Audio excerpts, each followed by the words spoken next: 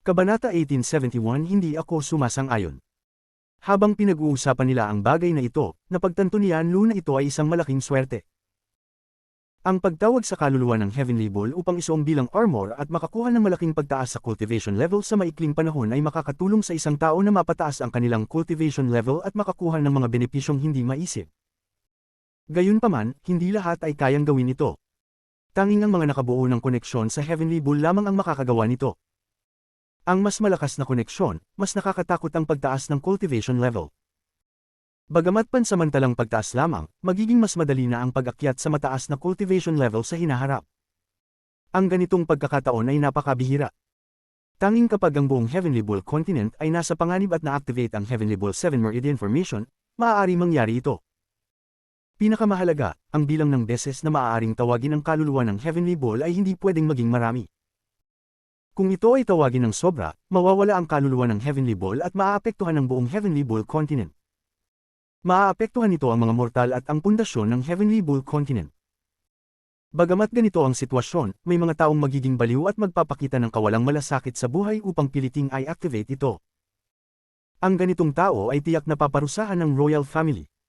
Ito ay isang hindi matitinag na kautusan sa lupa ng mga celestial. Nagtagal ito ng hindi mabilang na taon, at walang sinuman ang naglakas loob na lumabag dito. Kapag ito ay nalabag, isang tao ang mamamatay, isang sekta ang mamamatay, isang kontinente ang mamamatay. Ang kautusan ay nagsasaad na maliban kung dumating na sa mismong kaligtasan ng mga cultivators sa isang kontinente, hindi pinapayagan ng sinuman na sirain ang mga seal sa mga kaluluwa ng mga hayop. Nang mag-invade ang Green Devil continent, naging maluwag ang utos na ito. Natural na ninais ni Yanlu ang ganitong pagkakataon. Ninais din ito ni Shudang at pati na ang tatlong cultivators ng Void Tribulant na nasa maagang yugto, ngunit hindi nila kayang makipagsabayan kay Lu Wenran. Kahit nasugatan si Lu Wenran, ngunit base lamang sa kontribusyon niya sa digmaang ito, wala silang magagawa. Ang mga umuugong na tunog mula sa itaas ay patuloy pa rin. Parang ang pang-aani ng kamatayan na maaaring dumating at anihin ang kanilang buhay anumang oras. Mga kasamang cultivators, pakiusap maupo at ilabas ang inyong buong cultivation. Ituon ang inyong mga isipan sa Heavenly Ball at tulungan akong tawagin ang kaluluwa ng Heavenly Ball continent. Puno ng excitement ang puso ni Lu Wenran. Matagal na niyang hinihintindi ang pagkakataong ito. Alam niyang bagamat delikado ang soul armor, hindi ito ganun kalaki. Pinakamahalaga, kung palampasin niya ang pagkakataong ito, kailangan niyang maghintay ng hindi mabilang na taon para sa susunod na pagkakataon. Ngayon, may kabuuang 7 tao ang magiging karapat-dapat makuha ang soul armor. Ang 7 taong ito ay magiging tanyag sa Heavenly Ball continent sa hinaharap. Matapos niyang magsalita, nagmuni-muni ang mga cultivator sa ibaba at pagkatapos ay umupo. Wala silang magawa, ito lang ang tanging paraan.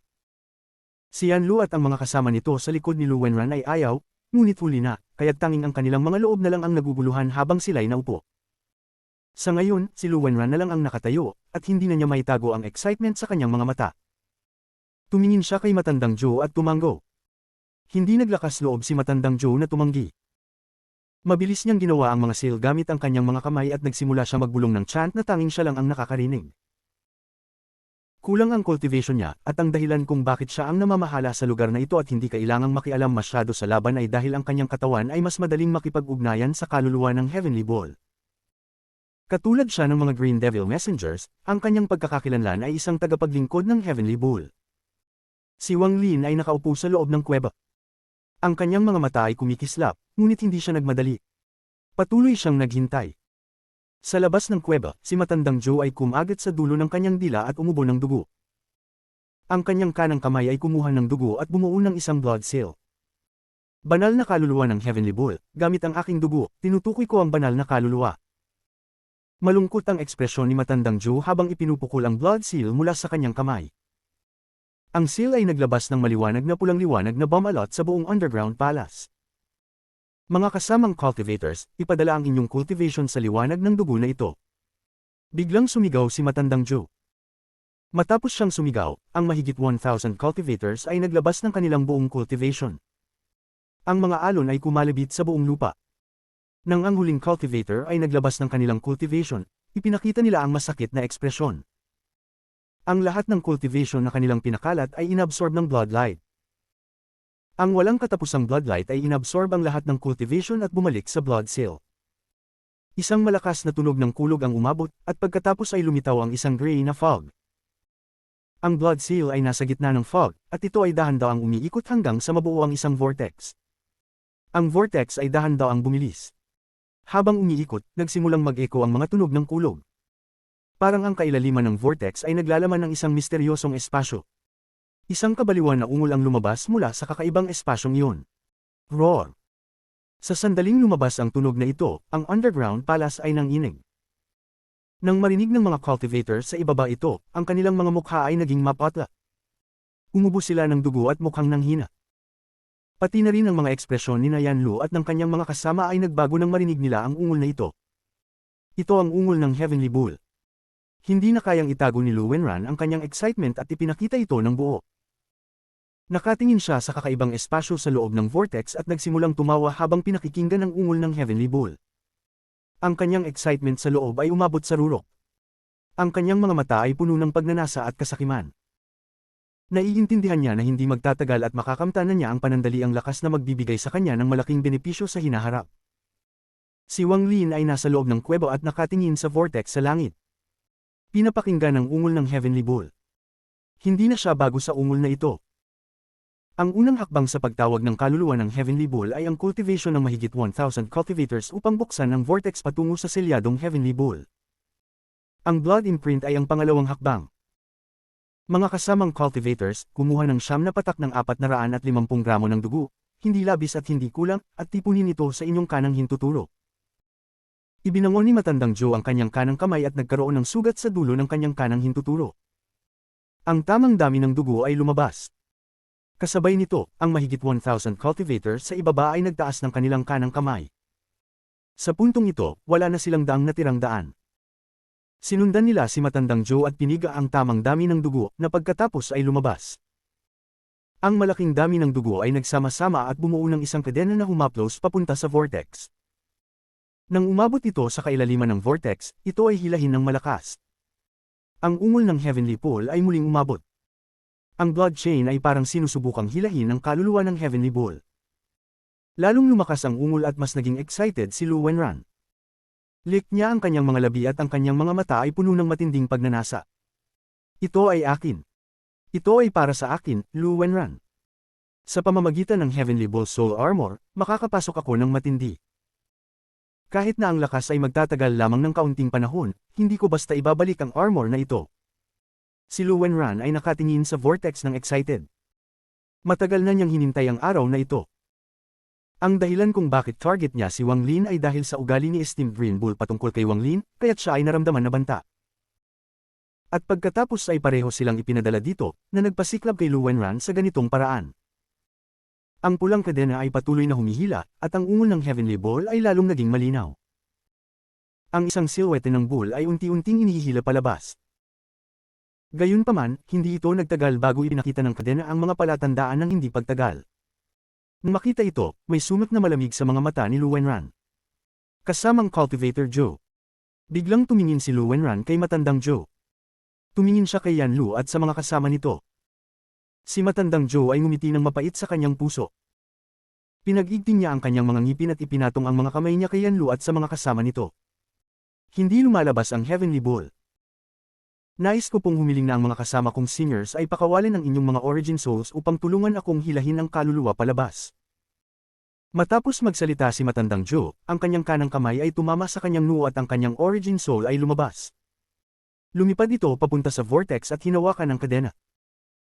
Sa oras na ito, sa ilalim ng malamig at nagbabanta na sulyap ni Lu Wenran, ang tatlong early stage void tribulant cultivators mula sa Extreme Sky Prairie ay naupo at isinara ang kanilang mga mata. Pakiramdam nila ay walang magagawa, kaya't ang kanilang mga origin souls ay lumabas upang tulungan si Matandang Joe. Elder Yanlu, Elder Dang. Si Lu Wenran ay tumingin sa kanilang dalawa ng may matalim na tingin. Si Yanlu ay huminga ng malalim at hindi na nag-atubili. Pareho silang naupo at ang kanilang mga origin souls ay lumabas, hinawakan ng pulang kadena. Sa lakas ng 5 cultivators ng Void Tribulant at si Matandang Joe bilang gabay, lahat sila ay humila.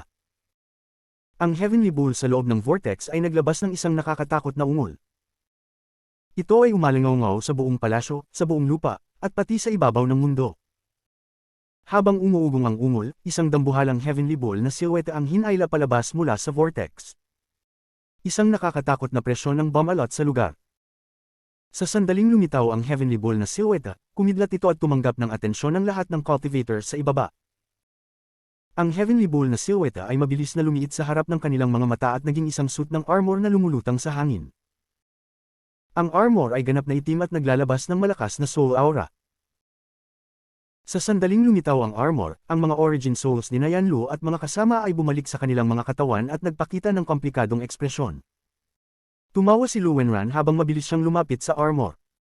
Ang Heavenly Bull Third Meridian Soul Armor ay para sa akin, Lu Wenran. Ngunit bago pa makalapit si Lu Wenran, isang sinag ng liwanag ang mabilis na lumipad mula sa isang kuweba hindi kalayuan. Hindi ako sumasang-ayon na ang sandata ng kaluluwa ay pag-aari mo. Kabanata 1872 Ulo. Ang tinig na ito ay malamig na parang hangin ng taglamig, at nagdulot ito ng malalaking alon ng umabot sa mga tainga ng lahat. Pumikit si Yanlu at may halong kasiyahan sa kanyang mata. Kumpara kay Lu Wenran, hindi niya alam kung bakit, mas gusto pa niyang si Wang Lin ang makakuha nito. Pati na rin ang matandang lalaking tinatawag na Zhou. Malaki ang pagbabago ng ekspresyon nito at may takot sa kanyang mga mata. Ang mga mata ni Xu Dong ay naglalabas ng kakaibang liwanag habang nakatingin siya kay Wang Lin, ngunit walang nakakaalam kung ano ang kanyang iniisip. Ang tatlong cultivator sa early stage ng Void Tribulant ay tumingin at nagsimulang magbigay pansin. Mayroon ding mahigit sa 1,000 cultivator sa ibaba. Lahat sila ay nagulat at hindi inaasahan ang ganitong pangyayari. Mayroong isang tao na patutol sa desisyon ni Lu Wenran pagkatapos lumabas ang Soul Armor. Dapat ay sinabi na bagaman sugatan si Lu Wenran, nariyan pa rin ang kanyang cultivation. Ang kanyang cultivation ay hindi isang bagay na kayang hamunin ng mga ordinaryong cultivators. Habang umuukit ang mga salitang ibinanggit ni Wang Lin, sumugod siya gamit ang special bending na matagal nang inihanda. Dumating siya sa harap ng Soul Armor at hinironggan si Lu Wenran. Wang Lin. Ang mga mata ni Lu Wenran ay kumikislap ng matinding puot. Hindi niya inaasahan na naruroon si Wang Lin sa ilalim ng palasyo. Nang tumakas siya papunta sa ilalim, nakita niya si Wang Lin. Nilayon niyang iselyo ang buong palasyo upang patayin si Wang Lin gamit ang isang panghihiram na espada. Ngunit hindi lamang hindi namatay si Wang Lin, kundi dumating siya upang sirain ang kanyang plano. Ngayon, hindi na niya kayang itago ang puot sa kanyang mga mata. Maglakas loob ka bang harangan ako? Naghahanap ka ng kamatayan. Sumugod si Lu Wenran kay Wang Lin at itinaas ang kanyang kanang kamay. Ang kanyang mid-stage na Void Tribulant cultivation ay sumabog. Maglakas loob ka bang saktan ako sa harap ng lahat? Isa akong elder ng Great Soul Sect, isang taong ipinadala ng matandang Lolo Green Bull upang bantayan ang lugar na ito. Nais mo bang saktan ako? Huwag mong gawing biro ang paghabol sa iyo ng Great Soul Sect. Huwag mong gawing biro ang galit ni matandang Lolo Green Bull. Hindi ba't takot ka na wala kang lugar sa Heavenly Bull Continent dahil pumatay ka ng isang kaalyado sa gitna ng digmaan? Hindi umiiwas si Wang Lin at ang kanyang tinig ay umabot sa bawat sulok ng palasyo. Habang siya ay umaatungal, naaalala ng mahigit sa 1,000 cultivators sa ibaba na hindi lamang sila si Lu Wenran, Yanlu, at Xu Dong ang mga elder mula sa Great Soul Sect. Mayroong pang isang tao.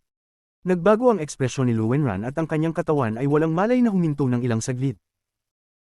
Agad sinamantala ni Wang Lin ang pagkakataon at umatras, ngunit nang madikit ang kanyang katawan sa Soul Armor, walang indikasyon na ito'y mag-uugnay sa kanya. Dahil dito, pumikit si Wang Lin. Nakatingin si Lu Wenran kay Wang Lin. Kasabay ng matinding galit sa kanyang mga mata, may mga pang-uyam na naroon. Hindi pa tapos ang Soul Armor, kaya't hindi ka makakapag-fuse dito. Manhid na tiningnan ni Wang Lin si Lu Wenran at dahan-daang sinabi, hindi mahalaga kung hindi ko ito ma-fuse, ngunit hindi ako pumapayag na ikaw ang mag-fuse dito. Simula nang pumasok siya sa palasyo, palihim na siyang naging mababa ang profile. Kahit na ang iba pang tao rito ay nakakalimot na siya ay isang elder mula sa Great Soul Sect. Ngunit sa oras na ito, naging mataas ang kanyang ugali at hindi na siya tumahimik. Ang kanyang mga salita at aksyon ay agad nagbigay pansin sa mga naruroon. Marami sa kanila ang hindi maintindihan kung paano maglalakas loob si Wang Lin na labanan si Lu Wenran sa kabila ng kanyang cultivation level. Ngunit ang kalupitan ng kanyang mga salita ay mas malakas kaysa sa anumang yaman, na nagpadala kay Lu Wenran upang hindi kumilos. Tulad ng sinabi ni Wang Lin, kung inatake ni Lu Wenran ngayon sa harap ng lahat, maliban na lang kung papatayin niya ang lahat ng naroon, hindi siya pagpapatawarin ng Great Soul Sect. Kahit na mamatay lahat ng tao dito, makakapaghula pa rin si matandang lolo sa ganitong uri ng malupit na bagay. Hahabulin pa rin siya ng Great Soul Sect. Pagkatapos nito, wala na siyang lugar sa buong Heavenly Bull Continent. Sa pag-iisip pa lamang na ito, siya ay pinapawisan ng malamig. Paano niya magagampanan ang laban pa? Nakatingin si Lu Wenran kay Wang Lin at dahan-dahan niyang sinabi, kaya pala si Elder Wang. Nang bigla kang dumating, akala ko may especially iyon na pumasok para nakawin ang Soul Armor, kaya't ako ay umatake. Ngayon na na-recognize ko na si Elder Wang ito ay isang di pagkakaintindihan. Mabagal na sumagot si Wang Lin, walang problema. Dahil tinanggap ni Elder Luo ang iyong pagkakamali, hindi ko na ito palalampasin. Ngunit, Elder Luo, hindi ako pumapayag na ikaw ang kumuha ng Soul Armor. Matinding pinigilan ni Lu Wenran ang kanyang mga kamay sa ilalim ng kanyang manggas, ngunit ngumiti siya. Oh! I wonder kung kanino ito mapupunta. Sa iyo. Hindi tinanong ni Lu Wenran ang dahilan, bagkus tinulungan niyang baguhin ang pag-uusap para atakihin si Wang Lin. Kung si Elder Wang ay interesado sa Soul Armor at gusto mo ito para sa iyong sarili, naiintindihan ko ang iyong mga hakbang. Para sa iyong sariling interes, hindi mo alintana ang buhay ng mahigit sa 1,000 cultivators dito. Napabayan ko si Elder Wang. Ngunit kahit na hindi mo pagtibayin, kahit na nais mong ito para sa iyong sarili, kailangan mong tanungin ang lahat dito kung may karapatan kang gawin ito. Mataas ang cultivation level ni Lu Wenran, kaya't ito ay natural na malupit. Sa ilang mga salita, ganap niyang inalis ang momentum ni Wang Lin at ang kanyang pagkakamali at binago ang sitwasyon. Nais ko ring paniwalaan na may karapatan si Elder Wang Lin. Nang matapos ang mga salitang iyon ni Lu Wenran, bigla nang nagsalita si Yan Lo. Ang kanyang mga salita ay malambing, ngunit umabot ito sa mga dingding ng Underground Palace at umungol sa puso ng lahat. Habang nagsasalita siya, ngumiti si Yan Lo kay Wang Lin. Elder Yan Lo, kailangan mong sagutin ang iyong mga sinabi.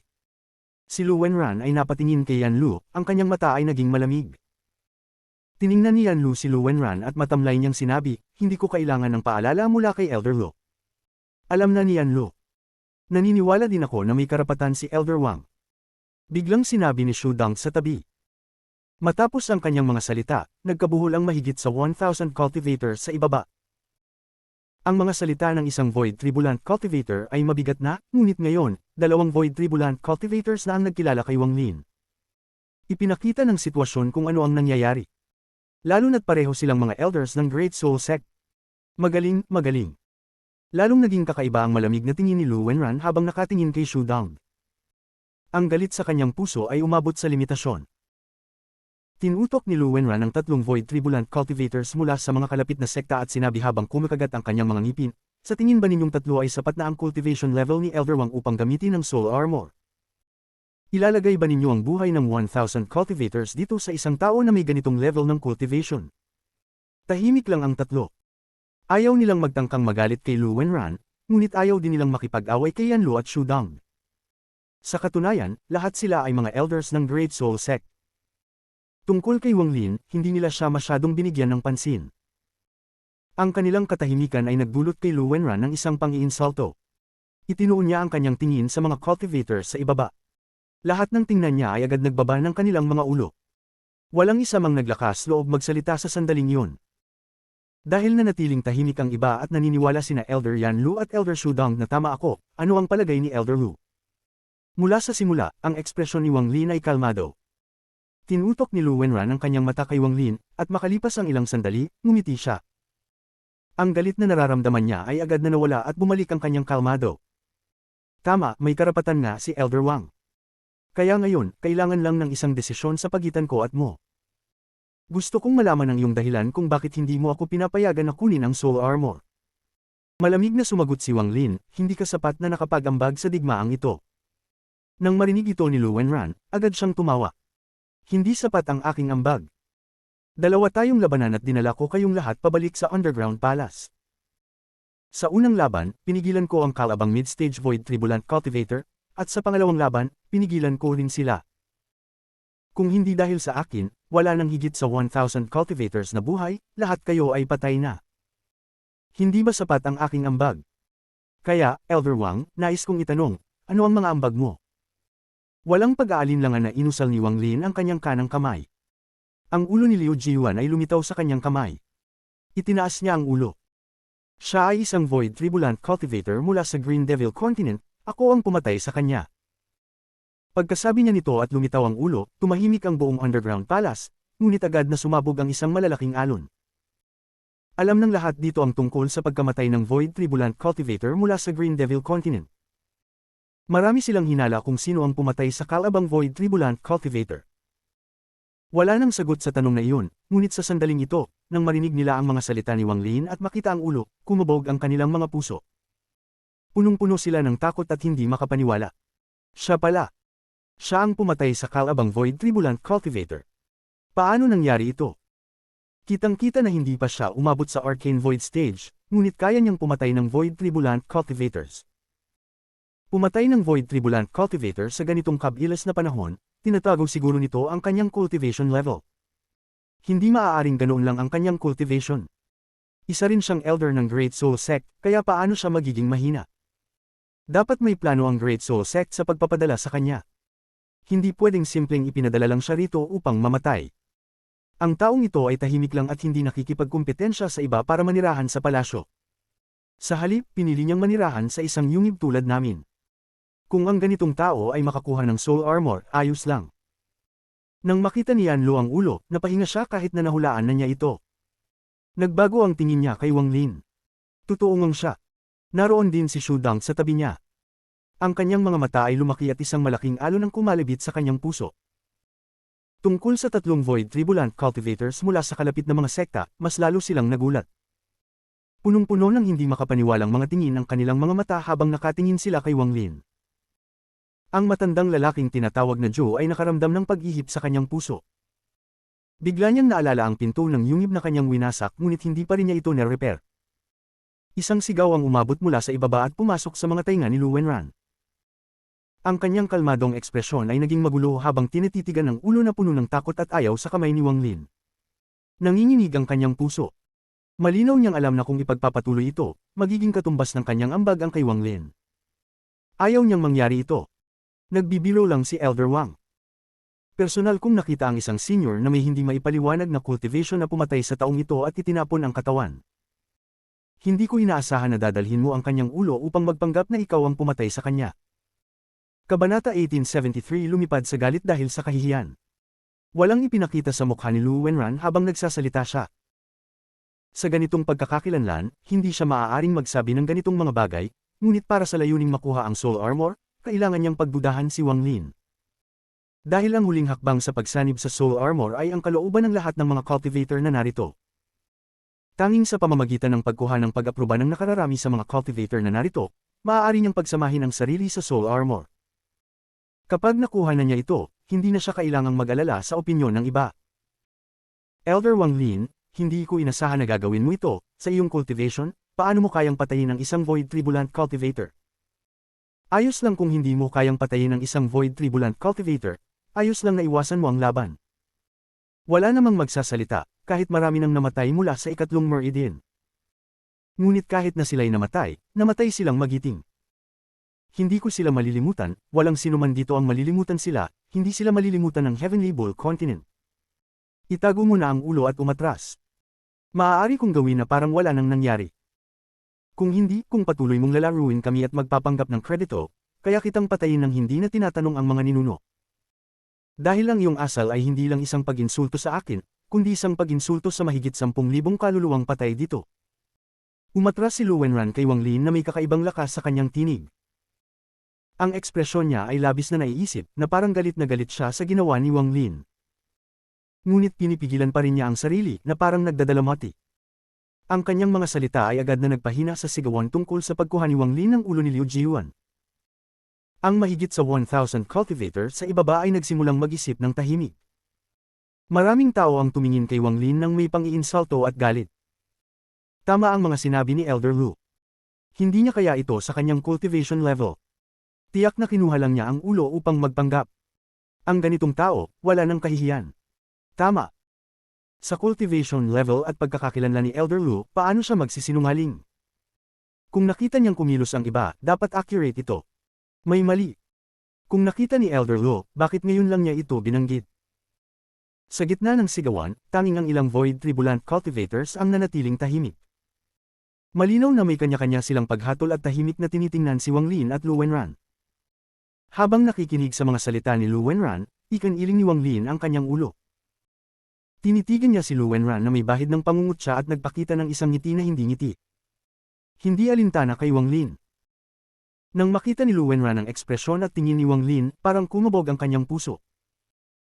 Ngunit pinag-isipan na niya ito ng mabuti, at wala nang paraan para magpakita si Wang Lin ng tunay na ebidensya. Maliban na lang kung mayroong origin soul. Pag-iisip niya nito, hindi na siya nag-alala. Kahit na hindi niya nakita ang taong iyon na mamatay, naramdaman niya ang pagbagsak ng origin soul ni Liu Jiuan, kaya't alam niyang wala ng pagkakataon na naruroon pa ang origin soul. Kinuha ko ang kanyang ulo at sinasabi mong nagpe-fake ako. Tignan mo ito. Nagiging malamig ang tingin ni Wang Lin at hindi na siya nag-aksaya ng oras sa pakikipagdebate kay Lu Wenran. Ibinangon niya ang kanyang kanang kamay at isang pangalawang ulo ang lumitaw. Ang ulo na ito ay mula sa Green Devil Continent Void Tribulant Cultivator na si Shu Dekai. Ang ulo ni Shu Dekai ay nasa isang kalagayan ng kahabag-habag. Ang kanyang mga mata ay walang laman, nagpapakita ng walang katapusang takot at galit.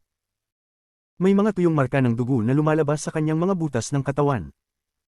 Sa sandaling lumitaw ang ulo, tumahimik ang buong underground palace. Lahat ng mga mata ay nakatutok sa ulo. Pati na rin ang tatlong Void Tribulant Cultivators mula sa kalapit na sekta ay agad na tumayo. Siya pala. Si Shu Dekai. Nakipaglaban ako sa kanya sa unang laban. Napakabilis niyang mag-cast ng spells. Hindi kaya ng ordinaryong cultivators na may katulad na cultivation ng makipaglaban sa kanya. Naisip ko kung bakit hindi siya lumitaw sa pangalawang laban. Ang totoo pala, siya ay pinatay ni Elder Wang. Ang tatlo sa kanila ay napalunok at nagtinginan. Nakita nila ang takot at gulat sa mata ng isa't isa. Nagbago rin ang ekspresyon ni Yan Lu at nag-isip siyang tumayo. Tinutok niya ang mata sa ulo ni Shu Dekai at puno siya ng hindi makapaniwala. Nauna na niyang naisip na hindi ka panipaniwala para kay Wang Lin na patayin ng isa, ngunit ngayon, nakita pa niya ang pangalawa. Nandoon din si Shu Dong. Ang kanyang puso ay nanginginig, at sa unang pagkakataon, tinitigan niya si Wang Lin nang may matinding takot sa mga mata.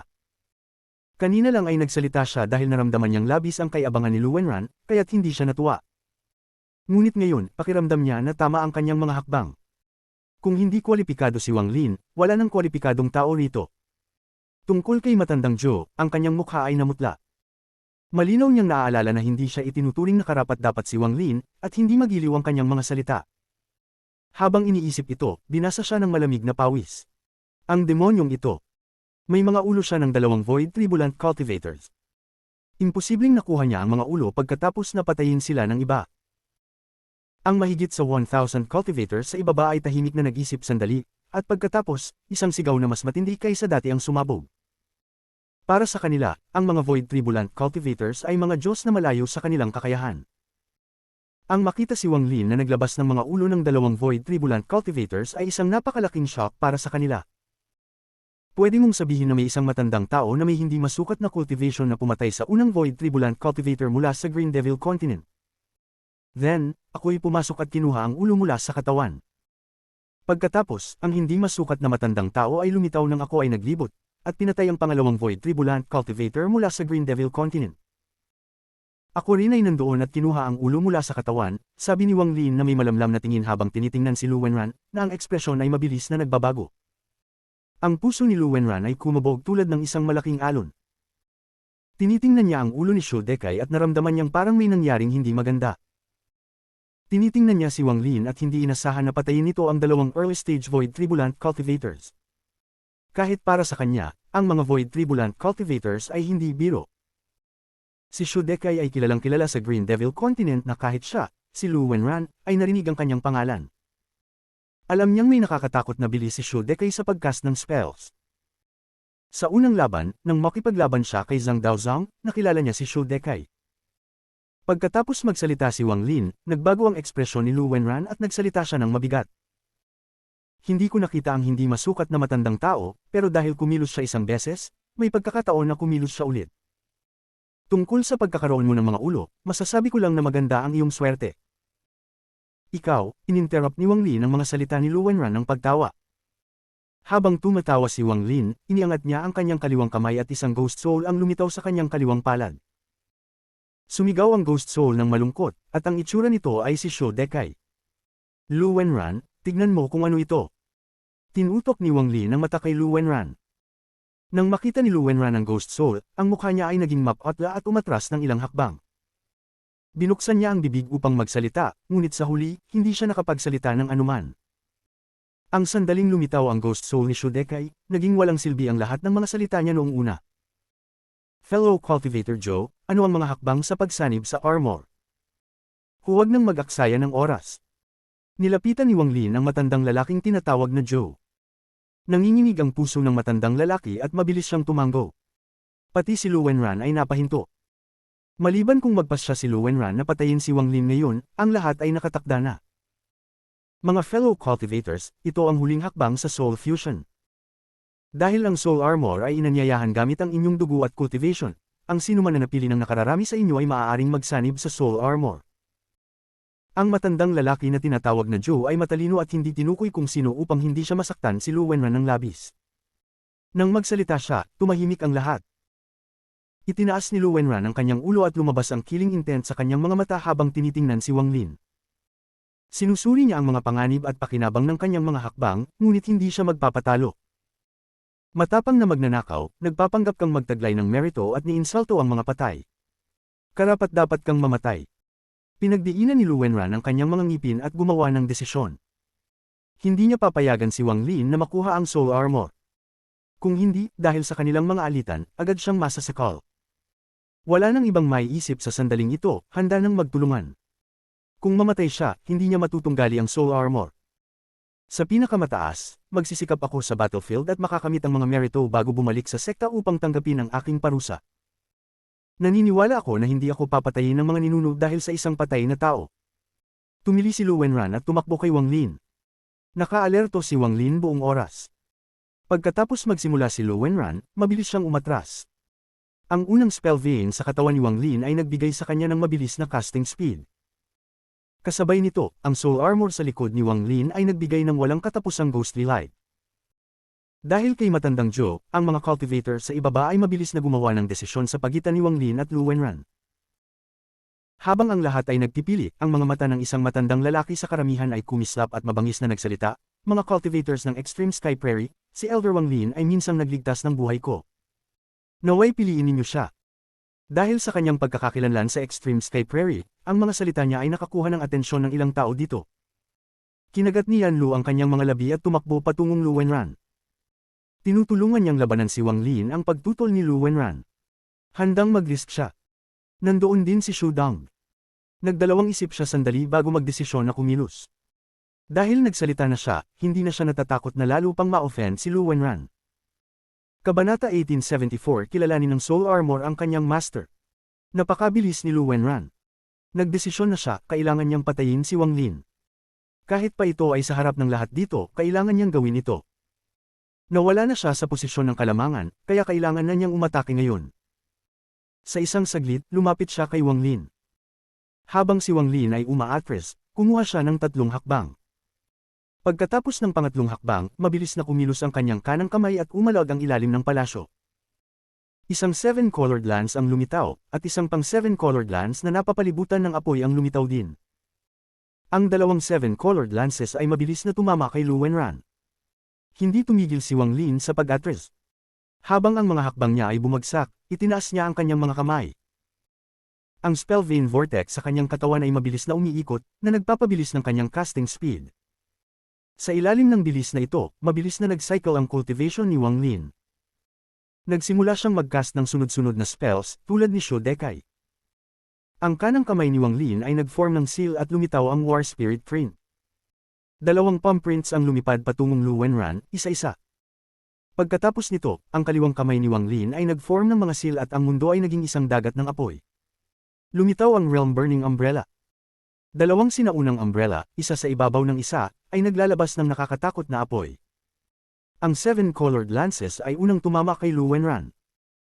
Inalimpungatan niya ang kanyang manggas at ang kanyang malakas na mid-stage void tribulant cultivation ay sumabog, na nagresulta sa pagbagsak ng 2 7-colored lances. Ngunit ilang sandali lamang, ang 2 War Spirit Prints ay tumama kay Lu Wenran. Isang malakas na tunog ang umalingaw-ngaw. Bago makapag-react si Lu Wenran, ang dalawang realm-burning umbrellas ay naglabas ng nakasisirang apoy na tumama kay Lu Wenran. Mabilis na lumiit ang mga mata ni Lu Wenran. Sa puntong ito, wala na siyang duda na si Wang Lin ang pumatay kay Shu Dekai. Maliban kay Shu Dekai, walang ibang makakagamit ng spells ng ganitong bilis. Tanging sa pagpatay kay Shu Dekai makakahanap ng paraan. Ito pa lang ang simula. Malayo pa ang katapusan. Ginamit ni Wang Lin ang spell vein sa kanyang katawan at mabilis na bumalik sa pag-atras, at ang kanyang mga kamay ay mabilis na nag-form ng sail. Ang ilusyon ng isang dagat ay mabilis na lumitaw sa ilalim ng palasyo. Parang lahat ng naruroon ay nawala at naging isang walang katapusang karagatang. Ang mundo ay puno ng dilim, ngunit sa malayong abot ng horizon, mayroong isang pulang linya na tulad ng pagtaas ng araw. Sundered Night. Sumigaw si Wang Lin at ini-wave ang kanyang mga kamay. Ang pulang linya ay mabilis na pinalawak at naging isang maliwanag na pulang araw. Ang araw ay biglang sumabog ng lakas upang punitin ang gabi. Sa kabilang direksyon ng araw, isang araw na tila naglalagablab na rin ang lumitaw. Pagkatapos nitong lumitaw, sumabog din ito ng parehong lakas upang punitin ang gabi. Kaagad pagkatapos, dalawang dambuhalang pinto ang lumitaw sa ibabaw ng dagat. Isang sinaunang aura ang lumitaw, at parabang ang oras ay nagsimulang bumangon at binalot ang isipan ni Lu Wenran. Lahat ng ito ay nangyari sa isang saglit. Hindi pa nakagamit si Wang Lin ng ganitong car-arming spell sa isang napakaikling panahon sa buong buhay niya. Ngunit malayo pa ang katapusan. Sa sandaling natapos ni Wang Lin ang Sundered Night at Flowing Time, inalog niya ang kanyang manggas.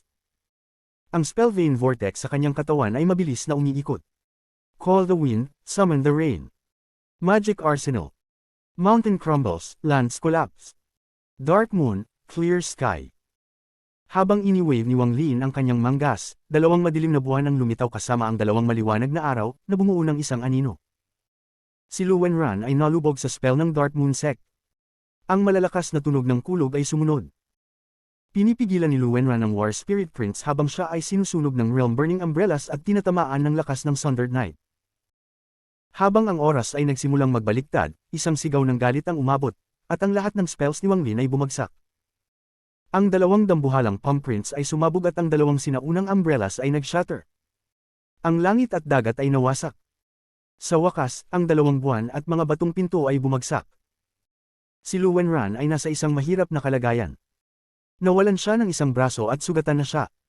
Upang labanan ang pag-atake ng spells ni Wang Lin, ginamit niya ang lahat ng kanyang lakas.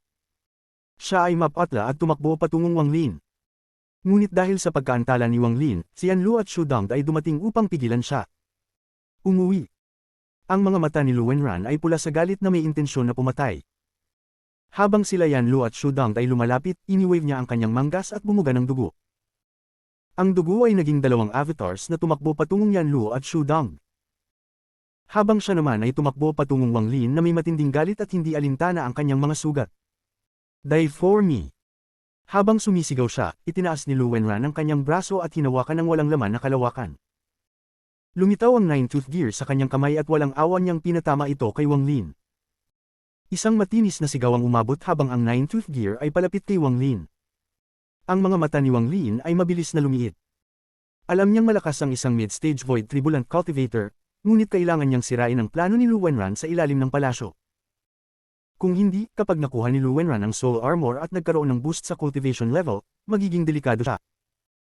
Ito lang ang pagkakataon niyang maging mas malakas, kaya hindi niya ito papalampasin.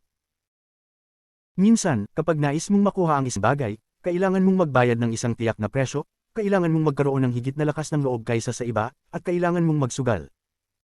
Ang mga mata ni Wang Lin ay puno ng kabaliwan. Nais niyang magsugal at kayang magsugal. Hindi pa niya nagagamit ang free life spell. Gagamit siya ng isang buhay upang magsugal. Kung manalo siya, makakamtan niya ang isang dakilang yaman, ngunit kung matalo, mayroon pa siyang dalawang buhay at mabilis na makakaalis. Habang ang Nine-Tooth Gear ay papalapit, naramdaman ni Wang Lin ang kamatayan na papalapit. Nang walang pag-aalinlangan, itinaas niya ang kanyang kamay at walang awang hinawakan ang kalawakan sa kanyang harapan. Heaven Ripping.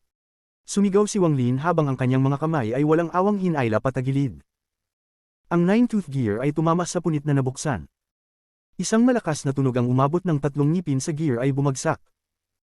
Ngunit ang natitirang 5 ngipin ay parang mga talim ng kamatayan na tumama kay Wang Lin. Sa isang saglit, nasa 30 talampakan na ito mula kay Wang Lin. Ito ay mabilis na umiikot at matalim, na parang gusto nitong hatiin si Wang Lin. Agad itong palapit. Nararamdaman ni Wang Lin ang matinding sakit sa kanyang katawan at pakiramdam niya ay mahahati ang katawan niya. Hinawakan siya ng umiikot na gear at ang dugo ay sumabog mula sa buong katawan niya. Tumawa si Lu Wenran ng malupit. Inaasahan niyang mamamatay si Wang Lin. Sa kanyang isipan, naiisip na niyang punatin ang katawan ni Wang Lin at ang kanyang origin soul ay babagsak. Hindi ka karapat-dapat na maging kaaway ko. Sa likod niya, si Yan Lu at Shu Dongd ay huli na upang iligtas si Wang Lin. Si Lu Wenran ay nag-alay ng malubhang sugat upang magbuga ng dugo upang lumikha ng dalawang avatars upang pigilan sila. Bagamat magtatagal lamang ito ng ilang sandali, naniniwala siyang sapat na ito kung ginamit niya ang buong cultivation niya. Die for me. Pag namatay ka, magiging akin ang soul armor. Sumigaw si Lu Wenran at tumawa habang pinapanood si Wang Lin na pinipisil ang gear at tinutulak pabalik. Ang dugo ay sumabog at tumawa si Lu Wenran ng malupit. Ang mga cultivator sa paligid ay hindi makapaniwala nang makita nila ito, at ang takot at gulat ay sumalubong sa kanilang mga puso. Si Lu Wenran ay parang isang banyaga sa kanilang mata. Baliw, naging baliw siya. Pinapatay niya si Elder Wang sa harapan natin. Sigurado akong papatayin niya tayong lahat upang isara ang impormasyon. Hindi siya alintana sa kahit anuman. Kung makuha niya ang soul armor, natatakot akong patayin niya tayong lahat at itulak ang sisi sa Green Devil Continent. Ang mahigit 1,000 cultivator sa lupa ay tinitingnan si Lu Wenran na parang isang baliw na puno ng takot sa kanilang mga mata. Pati ang mga cultivators na dati ay pumili kay Lu Wenran ay nagdadalawang isip na. Mamatay, mamatay, mamatay, mamatay. Ang baliw na tawa ni Lu Wenran ay umalangaw sa buong ilalim ng palasyo, ngunit bigla itong tumigil. Ang mga mata niya ay puno ng hindi makapaniwalang galit. Ang katawan ni Wang Lin na umaatres ay hindi nahati gaya ng inaasahan niya. Sa halip, habang ang dugo ay sumabog, narinig niyang ang tunog ng metal na nagbanggaan. Ang matinding tawan ni Wang Lin ay may malaking papel sa sandaling ito. Isang parol na may malambot na liwanag ang lumitaw sa ibabaw ng ulo ni Wang Lin. Ang liwanag ng parol ay bumulag sa kanya at nagdulot ng mabilis na paggaling ng kanyang sugatang katawan. Ang mga mata ni Lu Wenran ay puno ng matinding galit na may intensyon ng pagpatay. Nang makita niyang hindi namatay si Wang Lin gaya ng inaasahan, tumakbo siya patungong Wang Lin. Anong silbi ng lakas ng iyong katawan? Anong silbi ng iyong yaman na nagpoprotekta sa katawan mo? Mamatay ka, mamatay ka, mamatay ka para sa akin. Sa isang hakbang, hindi na umabot si Lu Wenran sa 500 talampakan kay Wang Lin. Sa pangalawang hakbang, hindi na siya umabot sa 100 talampakan. Itinaas niya ang kanyang kamay at magbibigay ng huling pagtama. Sa sandaling ito, ang Heavenly Bull Soul Armor ay nagbago sa libu-libong itim na hibla. Ang mga ito ay mabilis na dumaan sa harapan ni Lu Wenran patungong Wang Lin. Ang lahat ng ito ay nangyari sa isang saglit. Sa isang kisap mata, si Wang Lin ay napalibutan ng libu-libong itim na hibla, at isang malakas na aura ang sumabog. Nang tamaan ito ni Lu Wenran, siya ay bumuga ng dugo. Ang mga mata niya ay puno ng takot at hindi pagkakasunduan. Hindi. Kabanata 1875 Pagpatay kay Lu Wenran. Pinanood ni Lu Wenran gamit ang kanyang sariling mga mata habang umiikot ang walang katapusang itim na mga hibla sa katawan ni Wang Lin. Ang aura sa katawan ni Wang Lin ay naging mas malakas sa isang nakakatakot na bilis. Dahil dito, tumulo ang pawis sa kanyang noo, kumilos ang kanyang puso, at sunak ang hindi maipaliwanag na takot sa kanyang mga mata. Ang higit pa ay ang matinding inggit na tila nauubos siya. Dapat ay sa kanya ang lahat ng ito. Dapat ay kanya ang aura na iyon. Lahat ng ito ay para sa kanya, si Lu Wenran. Isang malakas na tunog ng kulog ang umabot. Si Wang Lin, na napapalibutan ng mga itim na hibla, ay ipinagpatuloy ang pagpisil sa gear. Biglang pumutok ang gear at ito ay nagkabasag, naging walang katapusang piraso. Parang kumilos si Wang Lin.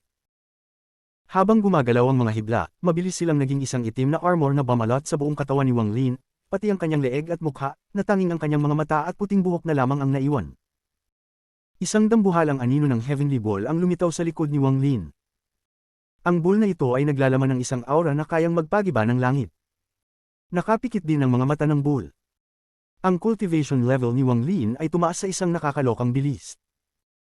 Ginagamit niya ang lakas ng soul armor, at bagamat pansamantala lamang ito, magbibigay ito kay Wang Lin ng mga hindi maisip na benepisyo. Direktang umabot siya sa early stage ng Arcane Void at hindi iniintindi na siya ay nawawalan pa ng isang essence. Pagkatapos ng isang saglit sa early stage ng Arcane Void, tumaas ang kanyang cultivation sa mid stage ng Arcane Void. Kaagad pagkatapos, sa isang mas mabilis na bilis, umabot ang kanyang aura sa late stage ng Arcane Void, na nagpapalipad sa kanyang buhok kahit walang hangin. Patuloy pang tumaas ang kanyang cultivation level, at lahat ng ito ay nangyari sa isang kisap mata. Hindi lamang si Lu Wenran ang nagulat, kundi pati si Yan Lu, Shu Dong, at ang tatlong early stage Void Tribulant cultivators na hindi nakikialam sa alinmang panig ay nagulat din. Walang dahilan para banggitin ang higit sa 1,000 cultivators sa ibaba. Lahat sila ay nakatitig na parang walang kalaban-laban kay Wang Lin habang nasaksihan nila ang himala ng isang taong nakakuha ng soul armor. Huwag ko siyang pahintulutan na magpatuloy. Nakaramdam ng takot si Lu Wenran. Pumula ang kanyang mga mata at nagsimula siyang sumigaw ng galit. Tumakbo siya papunta kay Wang Lin at agad na lumitaw sa harap nito. Ang kanyang isang braso ay nag-form ng mga seals at ipinakita ang kanyang buong cultivation upang salpukan si Wang Lin. Ang malalakas na tunog ng kulog ay umabot at ang liwanag mula sa spells ay nakakasilaw. Ngunit wala ni isa sa mga spells na ito ang nakapag-apekto kay Wang Lin. Nakasara pa rin ang kanyang mga mata at pinapayagan lamang si Lu Wenran na gamitin ang kanyang mga spells. Ang armor pa lamang ay sapat na upang gawing hindi matitinag si Wang Lin. Kahit pa magpakamatay si Lu Wenran, hindi siya makakasakit kay Wang Lin. Habang tumatagal ang laban, mas lalong nadarama ni Lu Wenran ang matinding inggit. Patuloy siya sa pagsigaw at pagbomba ng spells, ngunit pareho pa rin ang resulta. Sa akin ito. Hindi sa iyo. Wang Lin, ang soul armor na ito ay akin. Ninakaw mo ang aking soul armor, mamamatay ka ng masaklap. Papatayin kita, papatayin kita. Hindi pa rin napansin ni Lu Wenran na siya ay tinutokso na ng kanyang mga inner demons. Hindi ito dapat mangyari sa kanyang cultivation level, ngunit lahat ng ito ay dahil sa sobrang taas ng kanyang mga inaasahan at nakitang naglaho sa harap ng kanyang mga mata. Lahat ng ginawa niyang paghahanda ay para sa iba. Ang ganitong pagkatalo ay hindi niya matanggap, at dahil sa biglaang nangyari ito, tumanggi siyang tanggapin. Ang hitsura ni Wang Lin ang sanhi ng lahat ng ito, at ang kanyang kabaliwan ay dulot ng kay Wang Lin. Ngunit ito ang nakitang resulta ng iba. Tanging si Wang Lin lamang ang nakakaalam na sa isipan ni Lu Wenran, may imahe ng isang babaeng nakaputi na umiiyak. Dahil si Wang Lin ay magsasagawa, siniguro niyang kalkulahin ang lahat ng posibleng resulta. Ang multi-layered illusion ay tahimik na itinanim ng hindi namamalayan ni Lu Wenran. Habang si Lu Wenran ay patuloy na umatake ng walang habas, tumaas muli ang aura ni Wang Lin. Direkta siyang pumasok sa Peak Arcane Void at pumasok na sa Arcane Tribulant. Ang pagbabagong ito ay parang isang mabigat na invisible blow na tumama sa isipan ni Lu Wenran at halos magdulot ng pag-ubo ng dugo. Ang kanyang mga mata ay naging namumula at nagsimula siyang mag-atake ng walang kontrol. Nasa PLC ako at nandyan ka rin sa PLC. Bakit ako inatas ang tumakas ngunit ikaw ay naiwan upang pasabugin ng PLC at makakuha ng mga dakilang merito? Kung ako, magagawa ko rin ito.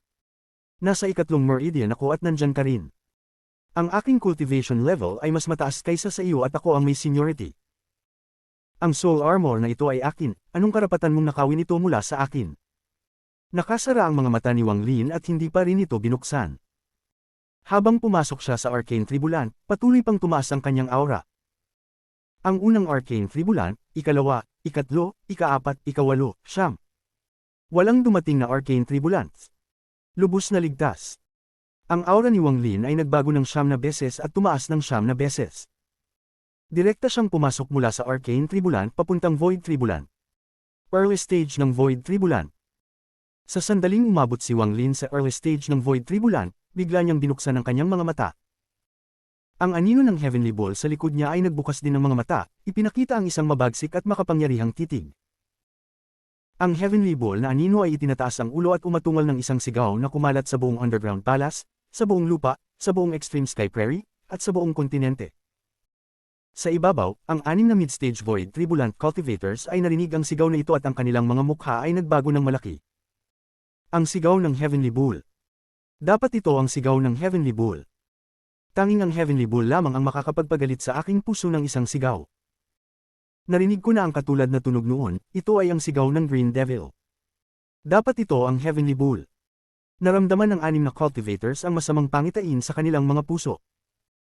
Kung sila ay ganito, hindi na kailangan pang pag-usapan ng halos 2,000 Green Devil Continent cultivators. Ang kanilang mga katawan ay nanginginig at ang takot ay lumitaw sa kanilang mga mata. Ang sigaw na iyon ay halos nakapagpabagsak ng kanilang origin souls. Sa Underground Palace, ang mga mata ni Wang Lin ay pula. Ang pulang ito ay hindi dulot ng kabaliwan kundi mula sa soul armor. Ito ay mula sa galit ng Heavenly Ball na labis na kabaligtaran sa langit. Papatayin mo ako. Ang mga pulang mata ni Wang Lin ay walang emosyon at malamig na tinitingnan si Lu Wenran na tumigil sa pagbobomba at umatras na may maputlang mukha. Papatayin mo ako. Bulong ni Wang Lin na parang bumalik ang kanyang mga alaala. Inangat niya ang kanyang kanang kamay at inalog. Sa pag-alog na ito, ang mundo ay umalog at ang kanang kamay ni Wang Lin ay naging isang Heavenly Ball na sumugod patungo kay Lu Wenran. Isang malakas na tunog ang umabot, at ang katawan ni Lu Wenran ay naitaboy pabalik na parang isang saranggola na may sirang string. Ang mga mata ni Wang Lin ay puno ng galit habang siya ay nagsusugod gamit ang itim na armor na tanging mga mata ang nakikita. Sa isang hakbang, lumitaw siya sa harap ni Lu Wenran. Hindi siya gumamit ng spells at simpleng tinadyakan si Lu Wenran. Sa sandaling itinaas ni Wang Lin ang kanyang kanang paa, lumitaw ang ilusyon ng mga pangil ng Heavenly Bull. Isang malakas na tunog ang narinig, at si Lu Wenran ay sumigaw ng malupit at ang kanyang katawan ay bumagsak sa isang mist ng dugo. Mabilis na tumakas ang kanyang origin soul. Hindi na siya baliw. Ang kanyang mga iniisip ay pinalitan ng takot.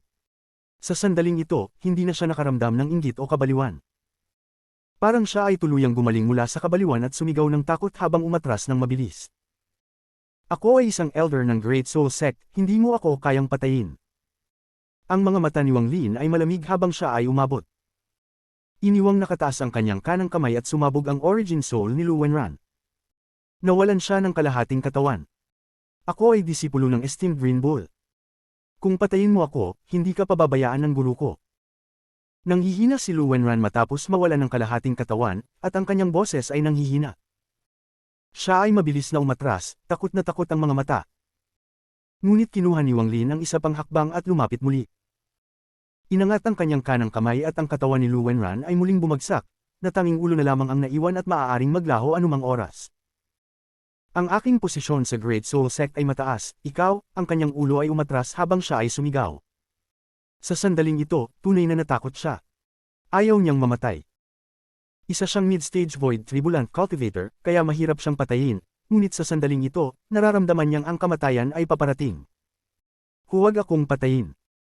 Nang ang mga salitang ito ay lumabas, si Wang Lin ay lumitaw sa tabi ng kanyang ulo na suot ang nakakatakot na itim na armor. Ang mukha ni Wang Lin ay malamig at walang pakialam habang ang kanyang kamay ay bumagsak. Huwag mo na akong samahan. Isang malakas na tunog ng kulog ang narinig habang ang palad ni Wang Lin ay bumagsak. Ang ulo ng origin soul ni Lu Wenran ay sumabog at siya ay namatay. Ito si Wang Lin. Hindi siya nag-aalala sa pagkakakilanlan o background ng mga taong kanyang pinapatay. Kung hindi niya pinatay si Lu Wenran ngayong araw, kapag natapos ang bisa ng armor, tiyak na papatayin siya ni Lu Wenran. Dahil ang sitwasyon ay, o siya si Wang Lin ang mamatay o si Lu Wenran, walang dahilan para mag-alala si Wang Lin sa pagkakakilanlan ng iba. Kahit na ang kabilang partido ay anak ng Celestial Emperor, papatayin pa rin niya ito.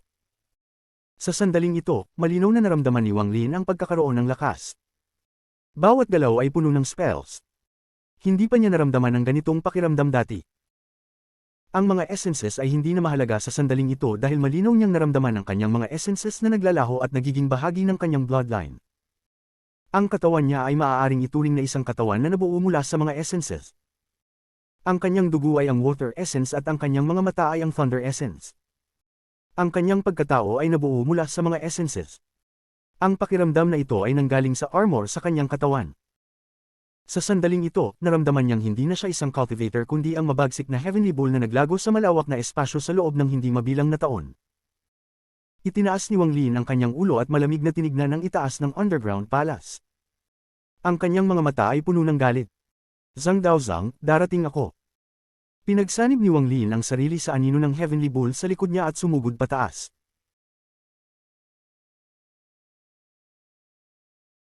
Kabanata 1876 ang ikatlong pagbabago ng pitong kulay. Sa ibabaw ng Extreme Sky Prairie, nakatingin sina Zhang Daozang at ang matandang lalaking si Zhao sa lupa na may pagdududa.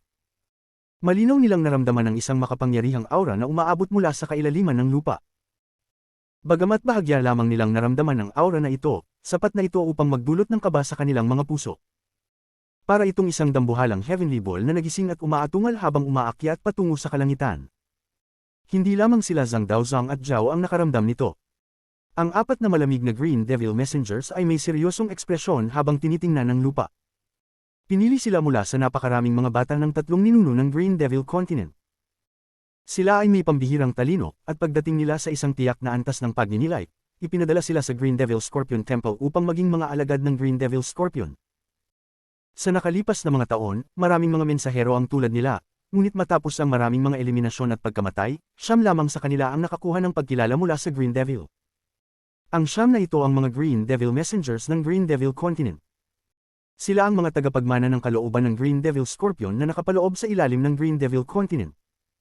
Dahil dito, mas malinaw ang kanilang mga nararamdaman kumpara kina Zhang Daozang at Zhao. Alam nila na ang aura mula sa ilalim ng lupa ay nagmula sa isang Heavenly Bull Messenger na nakakuha ng pagkilala mula sa Heavenly Bull. Lalo pang lumakas ang pagyanig ng lupa at isang malalim na tunog ang umabot. Ang mga damo ay bumagsak at naging pulbos na berde. Ang hangin ay itinaas ang pulbos pataas, na parabang kumalat ito sa paligid tulad ng isang ulap.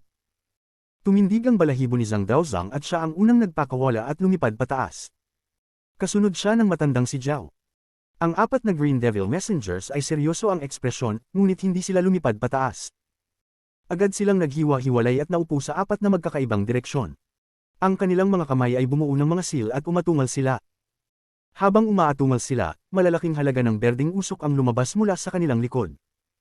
Ang berdeng fog ay mabilis na umiikot at bumuo ng apat na berdeng alakdan. Ang apat na berdeng alakdan na ito ay sobrang mabagsik. Nang lumabas sila, umatungal sila at tumalan patungo sa lupa. Kaagad pagkatapos, kinagat nila ang mga dulo ng kanilang mga dila at dumura ng dugo. Inilapat nila ang kanilang mga kamay sa lupa. Pagkatapos ay pinaikit nila ang kanilang mga mata at apat na piraso ng berdeng usok na kasing kapal ng isang braso ang sumabog mula sa kanilang likod. Ang usok ay nagtipon sa kalangitan upang bumuo ng isang berdeng salamin. Bagamat ang salamin ay isang ilusyon, nagbigay ito ng isang malupit na demonyong aura. Nang makita ito ni Zhang Daozang at Zhao, ang kanilang mga mata ay puno ng paggalang. Habang ang berdeng usok ay dumaan sa salamin, isang kontinente ang lumitaw. Hindi marami ang bundok sa kontinente ito, ngunit marami itong mga latian. Ang ilan sa mga mortal na lungsod ay itinayo sa ibabaw ng mga latian. Isa itong kakaibang tanawin. Ang kontinente ay mukhang mas maliit kaysa sa Heavenly Bull Continent, na may 70% lamang ng laki nito. Gayunpaman, ito ay puno ng mga latian, at ang usok sa paligid ng kontinente ay nagbigay dito ng pakiramdam ng isang panaginip. Ang mundong nasa loob ng salamin ay ang Green Devil Continent. Habang ang apat na Green Devil Messengers ay umaatungal, ang salamin ay unti-unting lumubog at tinakpan ng lupa sa pagitan nila. Sa posisyon na ito, tinakpan nito ang buong Extreme Sky Prairie upang supilan ito. Sa ilalim ng lupa, si Wang Lin ay nag-fuse sa Heavenly Bull na nasa likuran niya at nagmamadali palabas. Sa likod niya ay ang ilalim ng palasyo. Wala siyang balak maging isang bayani. Ginagawa niya ito hindi para sa Heavenly Bull Continent, kundi para sa tatlong kondisyon. Gayunpaman, nauunawaan ni Wang Lin ang dahilan. Ang kanyang soul armor ay naglalaman ng pagsasanay at dugo mula sa higit sa 1,000 na mga cultivator mula sa ilalim ng palasyo. Hindi siya makakaalis mag-isa. Kailangang tiyakin niya ang kanilang kaligtasan bago siya umalis. Ngayon, magmamadali siyang lumabas mula sa lupa upang patayin ang tatlong mid-stage void tribulant na matandang halimaw at tapusin ang pangalawang misyon na ibinigay sa kanya ni Old Ancestor Green Bull. Habang umaabante, ang mukha ni Wang Lin ay natatakpan ng itim na armor, at tanging ang kanyang malamig na mga mata at puting buhok lamang ang makikita. Mabilis siya at ilang libong talampakan na lamang ang layo mula sa ibabaw. Ngunit sa sandaling iyon, kumunat ang mata ni Wang Lin. Malinaw niyang naramdaman ang apat na pamilyar ngunit nakakasukang aura na lumitaw at nagmamadaling lumapit sa kanya. Mahinang nakita niya ang apat na berdeng alakdan na mabilis na sumugod sa kanya. Nararamdaman ni Wang Lin ang isang pakiramdam ng kasuklaman at galit mula sa kanyang puso patungo sa apat na berdeng alakdan. Alam niyang hindi ito mula sa kanya, kundi mula sa kaluluwa ng Heavenly Bull. Malinaw na ilang libong taon na ang nakalilipas, bago pa man na-suppress ang Heavenly Bull at ang alakdan ng Celestial Ancestor, magkakakilala sila. O mas tamang sabihin, sila ay matandang kaaway. Ang mga mata ni Wang Lin ay kumislap at bigla siyang huminto. Ang anino ng Heavenly Bull na nasa kanyang katawan ay nag-condense at nawala ng walang bakas. Tanging si Wang Lin na lamang ang natira. Walang pag-aalinlangan, iniangat ni Wang Lin ang kanyang paa. Hindi na siya umakyat pataas kundi tumungo patungong kanluran. Sa isang hakbang, si Wang Lin ay mabilis na gumalaw tulad ng kidlat at nawala. Nang muling lumitaw, may berdeng usok sa harap niya, at isang mabagsik na berdeng alakdan ang sumugod sa kanya. Bago pa man makalapit ang alakdan, pinaswing nito ang kanyang buntot. Ang buntot ay naglash patungo kay Wang Lin tulad ng isang pangwipeng. Ipinakita ni Wang Lin ang isang malamig na titig at tuluyang hindi pinansin ang buntot ng alakdan na tumatama sa kanya. Itinaas niya ang kanyang mga braso at hinawakan ang lupa sa kanyang harapan. Heaven Ripeng. Ang kanyang early stage ng Void Tribulant na cultivation ay nagsanib sa kanyang Ancient Dao na kapangyarihan upang bumuo ng isang spell na hindi na isang Ancient Dao spell. Habang bigla ang hinawakan ni Wang Lin ang lupa at isang malaking bitik ang lumitaw sa kanyang harapan. Humahaba ito patungo sa papalapit na alakdan. Isang malakas na tunog ang umabot. Ang bitik ay mabilis na umabot sa isang hindi mabilang na laki at bumangga sa buntot ng alakdan. Ang buntot ay nayanig at agad na gumuho. Kasabay nito, ang malaking bitik ay tinangay ang katawan ng berdeng alakdan, patungo sa ibabaw. Ang Extreme Sky Prairie ay nayanig. Sa kanlurang bahagi, biglang bumukas ang lupa, at isang malaking bitik na mahigit sa 100,000 talampakan ang lapad ay lumitaw. Ang lupa ay umalog. Sa sandaling lumitaw ang bitik, isang pagsabog ng berdeng gas ang lumabas. Isang malungkot na sigaw ang umabot at nawala. Isa sa mga Green Devil Messengers ang napatla at dumura ng dugo. Isang Heaven Ripeng lamang ang nakapatay sa isang Green Scorpion Soul. Tiningnan ni Wang Lin ang alakdan at pagkatapos ay tumalikod upang makita ang tatlong masa ng berdeng usok na mabilis na sumugod sa kanya. Lumantad ang mga ito bilang tatlo pang alakdan, at magkasunod silang sumugod sa kanya. Nais ko lang malaman, sa aking kasalukuyang cultivation level, kung ginamit ko ang 7-colored lance, magkakaroon kaya ito ng lakas na parang ilang araw na ginagamit ito tulad ng ginawa ng 7 kulay na Celestial Sovereign. Tinitingnan ni Wang Lin ang tatlong papalapit na alakdan ng may malasakit. Naglakad siya pasulong. Nang tumapak ang kanyang paa, nayanig ang lupa na parabang hindi kayang tiisin ang kanyang hakbang. Mabilis na gumalaw ang kanyang kanang kamay at ginamit ang 7-colored lance. Hindi gaanong mas mabilis ang kanyang bilis kumpara noong hindi pa siya nakasuot ng armor, ngunit ilang beses siyang mas mabilis kaysa sa mga ordinaryong cultivator. Isang alon ng kamay, ang 7 kulay na liwanag ay pumuno sa buong mundo at mabilis na lumitaw ang isang 7 kulay na sibat. Ang sibat ay nagbigay ng isang mapanirang aura. Ito ay napaka-unstable, para bang maaaring mag-collapse anumang oras. Ang 7 kulay na liwanag sa sibat ay mabilis na nagbago at naging isang uri ng itim. Dati, walang itim sa mga kulay ng pula, kahel, dilaw, berde, asul, indigo, at lila. Ngunit sa sandaling ito, ang 7-colored lance ay naging labis na itim at puno ng nakakatakot na layunin ng pagpatay. Ito na ang tunay na 7-colored lance. Tanging kapag umabot na ang isang tao sa isang tiyak na antas ng cultivation, maaari lamang umabot ang 7-colored lance sa unang pagbabago nito. Itinaas ni Wang Lin ang kanyang kamay at hinawakan ang unang pagbabago ng 7-colored lance. Nang hawakan niya ang sibat, kumalabog ito at ang itim na liwanag ay muling nagbago at naging puti. Ito ang ikalawang pagbabago ng 7-colored lance. Puno ng layunin ng pagpatay ang mga mata ni Wang Lin habang hawak ang sibat at itinapon ito pasulong. Ang mga malalakas na tunog ng kulog ay umalingaw habang ang ikalawang pagbabago ng 7-colored lance ay lumipad patungo sa isa sa tatlong alakdan. Habang ang puting sibat ay lumilipad pasulong, ang kulay nito ay muling nagbago mula puti patungong abuhin. Ito ang ikatlong pagbabago ng 7-colored lance. Ito ang pinakamalakas na pagbabago na maaaring gamitin ng 7-colored Celestial Sovereign. Ang ikatlong pagbabago ng 7-colored lance ay naging abuhin at naglapit sa isang alakdan. Ang alakdan ay nagbigay ng isang ungol at dumura ng malaking halaga ng berdeng usok na bumangga sa sibat. Ang mga malalakas na tunog ng kulog ay umabot ng malalim sa ilalim ng lupa. Patuloy na umalag ang lupa at isang pagsabog ang umabot mula sa ilalim. Dahil dito, isang malaking bahagi ng Extreme Sky Prairie ang gumudulot ng epekto, at malalaking tipak ng lupa at damo ang lumipad sa kalangitan.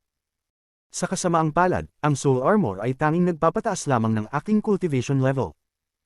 Hindi nito pinapalakas ang aking cultivation base ayon sa katawan ko, kundi ayon sa aura ng Heavenly Ball. Kung ako ay nasa early stage ng Void Tribulant, natapos ko na sana ang 9 na essences. At kung mayroon akong 9 na essence true bodies, 9 na sibat ang lilito. Sigurado akong magagapi ko lahat ng tatlong alakdan ng sabay. Lihim na yumanig ang ulo ni Wang Lin. Ang Soul Armor ay isang panlabas na bagay, at bagamat makapangyarihan, hindi ito kanya. May natitira pang 2 alakdan.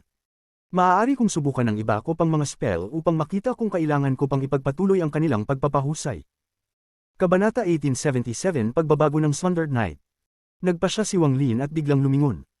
Ang 2 berdeng alakdan sa harap niya ay may malungkot na hitsura at may bahid ng takot. Hindi na nila siya inaatake, bagkus mabilis silang umatras patungo sa ibabaw. Ang lakas ni Wang Lin ay higit pa sa inaasahan ng 4 na Green Devil Messengers. Hindi nila inaasahan na magiging ganito kalakas si Wang Lin pagkatapos makuha ang pagkilala ng Heavenly Ball. Ito ay sapat na lakas upang agad nalipulin ng mga cultivator na nasa gitnang yugto ng Void Tribulant at malapit nang makapantay sa mga cultivator ng huling yugto ng Void Tribulant. Karapat-dapat nga ito sa Immortal Astral Continent. Kung nakuha ko ito sa mundo ng kuweba, tiyak na ni ang Seven Colored the Wist o si Old Ghost Zon ay hindi makakalaban sa akin, napaisip si Wang Lin. Dapat may paraan ng Immortal Astral Continent para gisingin si Wan'er. Ipinakita ni Wang Lin ang isang matibay na tingin habang tinitingnan ng dalawang alakdan na mabilis na umatras. Naglabas siya ng malamig na ngiti at sinundan sila. Mabilis ang pagtakbo ng dalawang alakdan, pero mas mabilis si Wang Lin.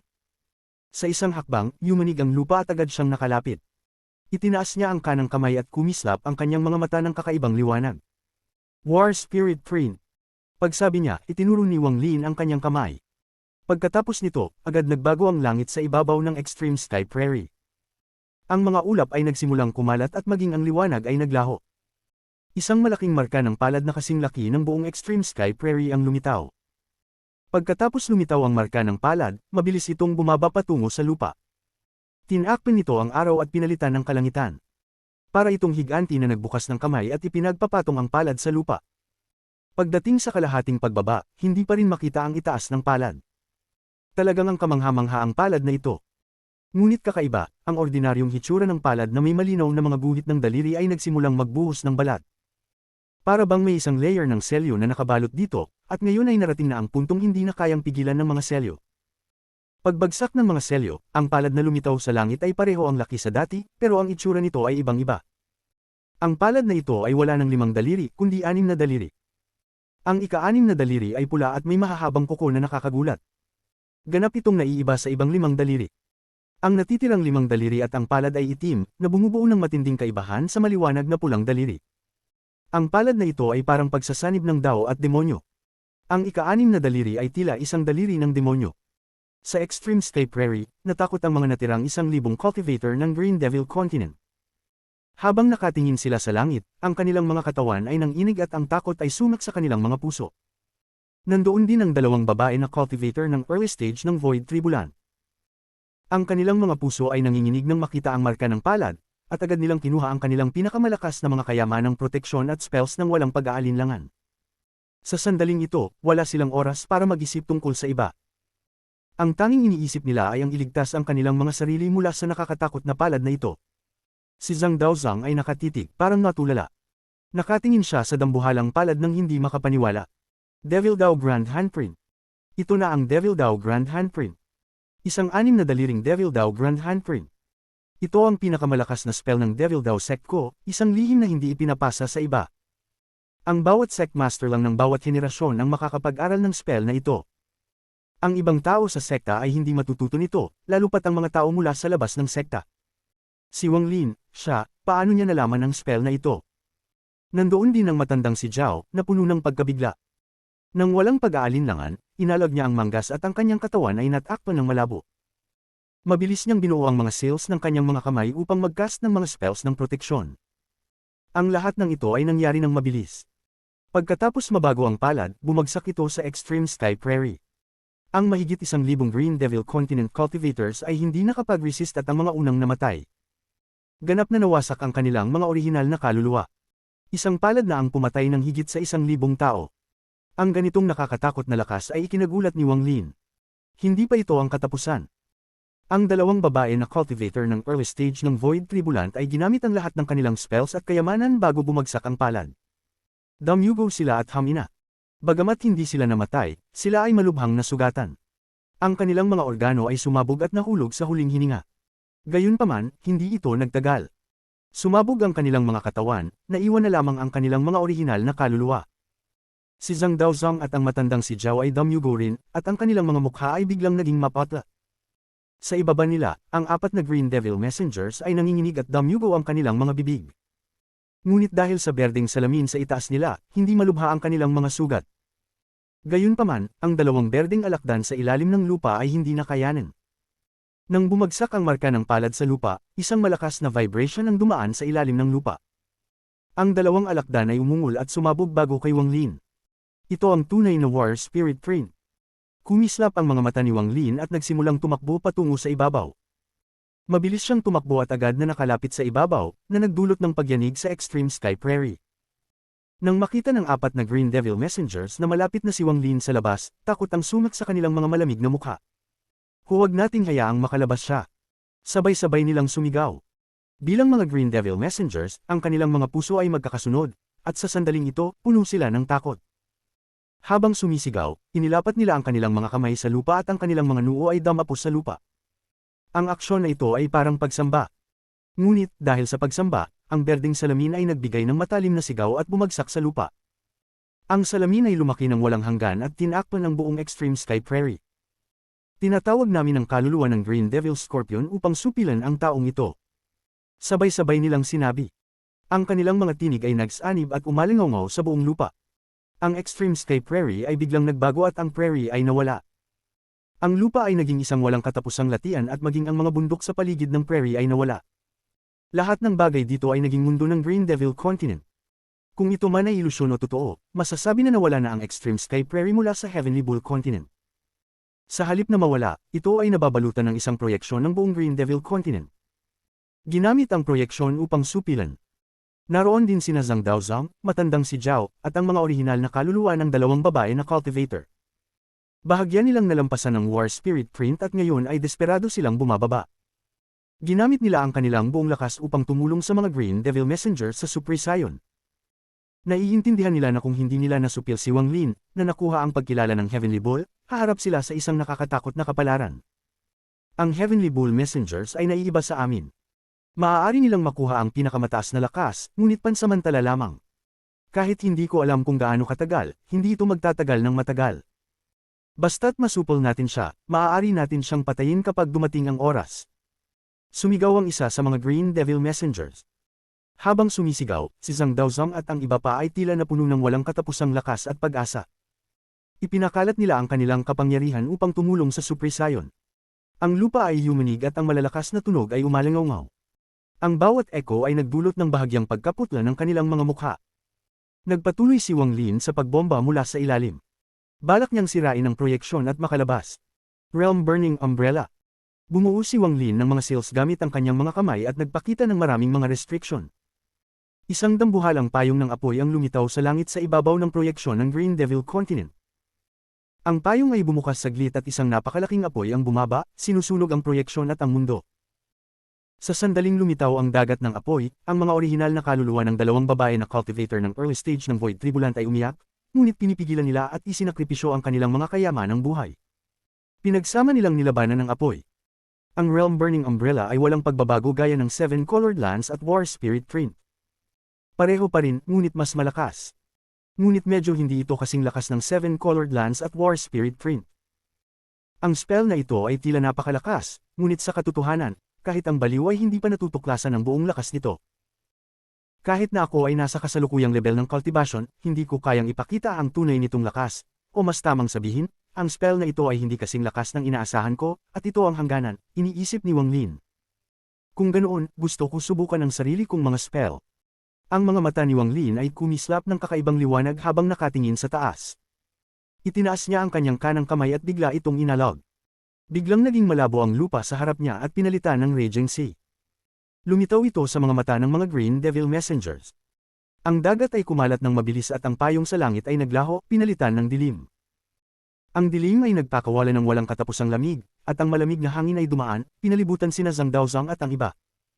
Sa silangan, isang manipis na gintong liwanag, at isang sumisilang na araw ay nagsimulang unti-unting magpakita.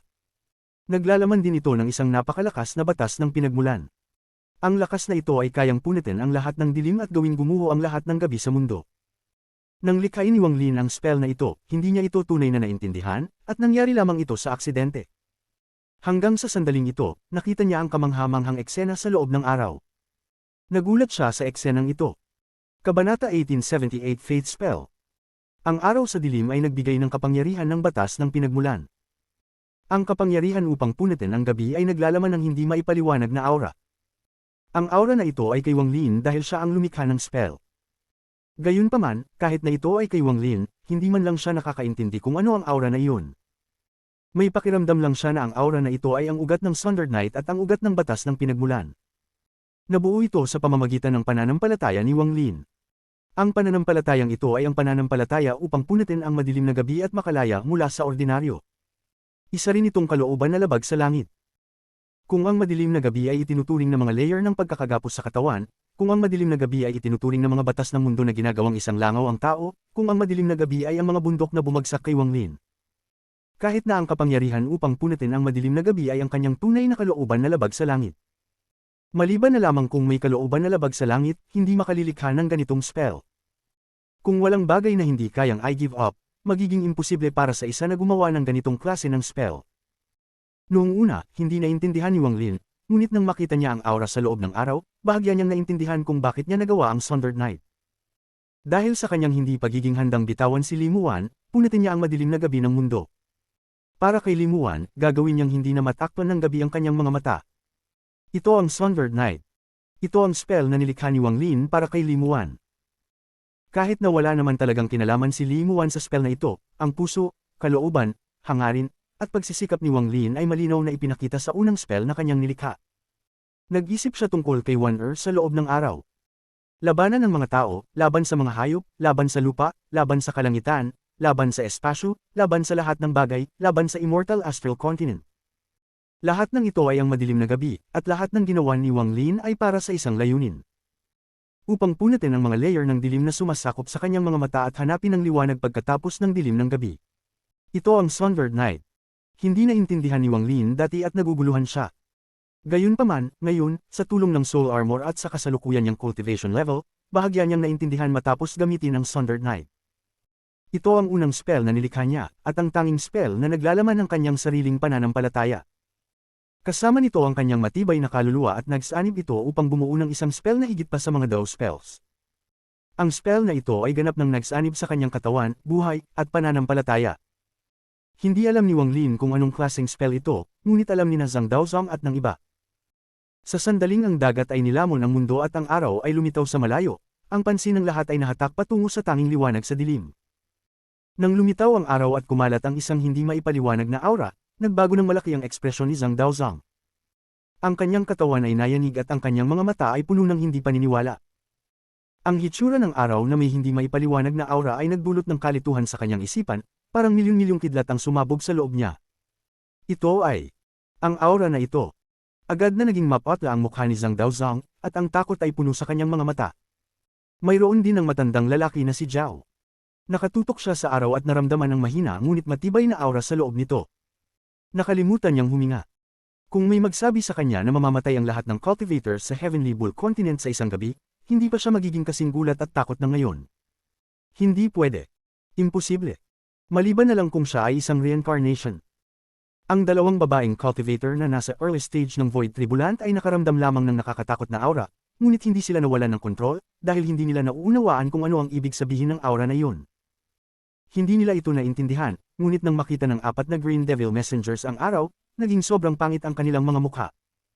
Puno ng takot ang kanilang mga puso. Ito ay isang faith spell. Higit pa sa mga spell at Dao spells, ang faith spell na ginagamit lamang ng mga Grand Empirines. Ito ay tiyak na isang faith spell. Kapag naglalaman ang araw ng sapat na pananampalataya, magbabago ito sa pinakamalakas na spell na mas mahirap pa makuha kaysa sa mga Dao spells. Tanging ang 9 na Grand Empirines lamang ang pwedeng gumamit ng faith spells. Ayon sa mga sabi-sabi, hindi maaaring ipasa ang mga faith spells. Ang bawat faith spell ay nilikha ng mga Grand Empirines mismo.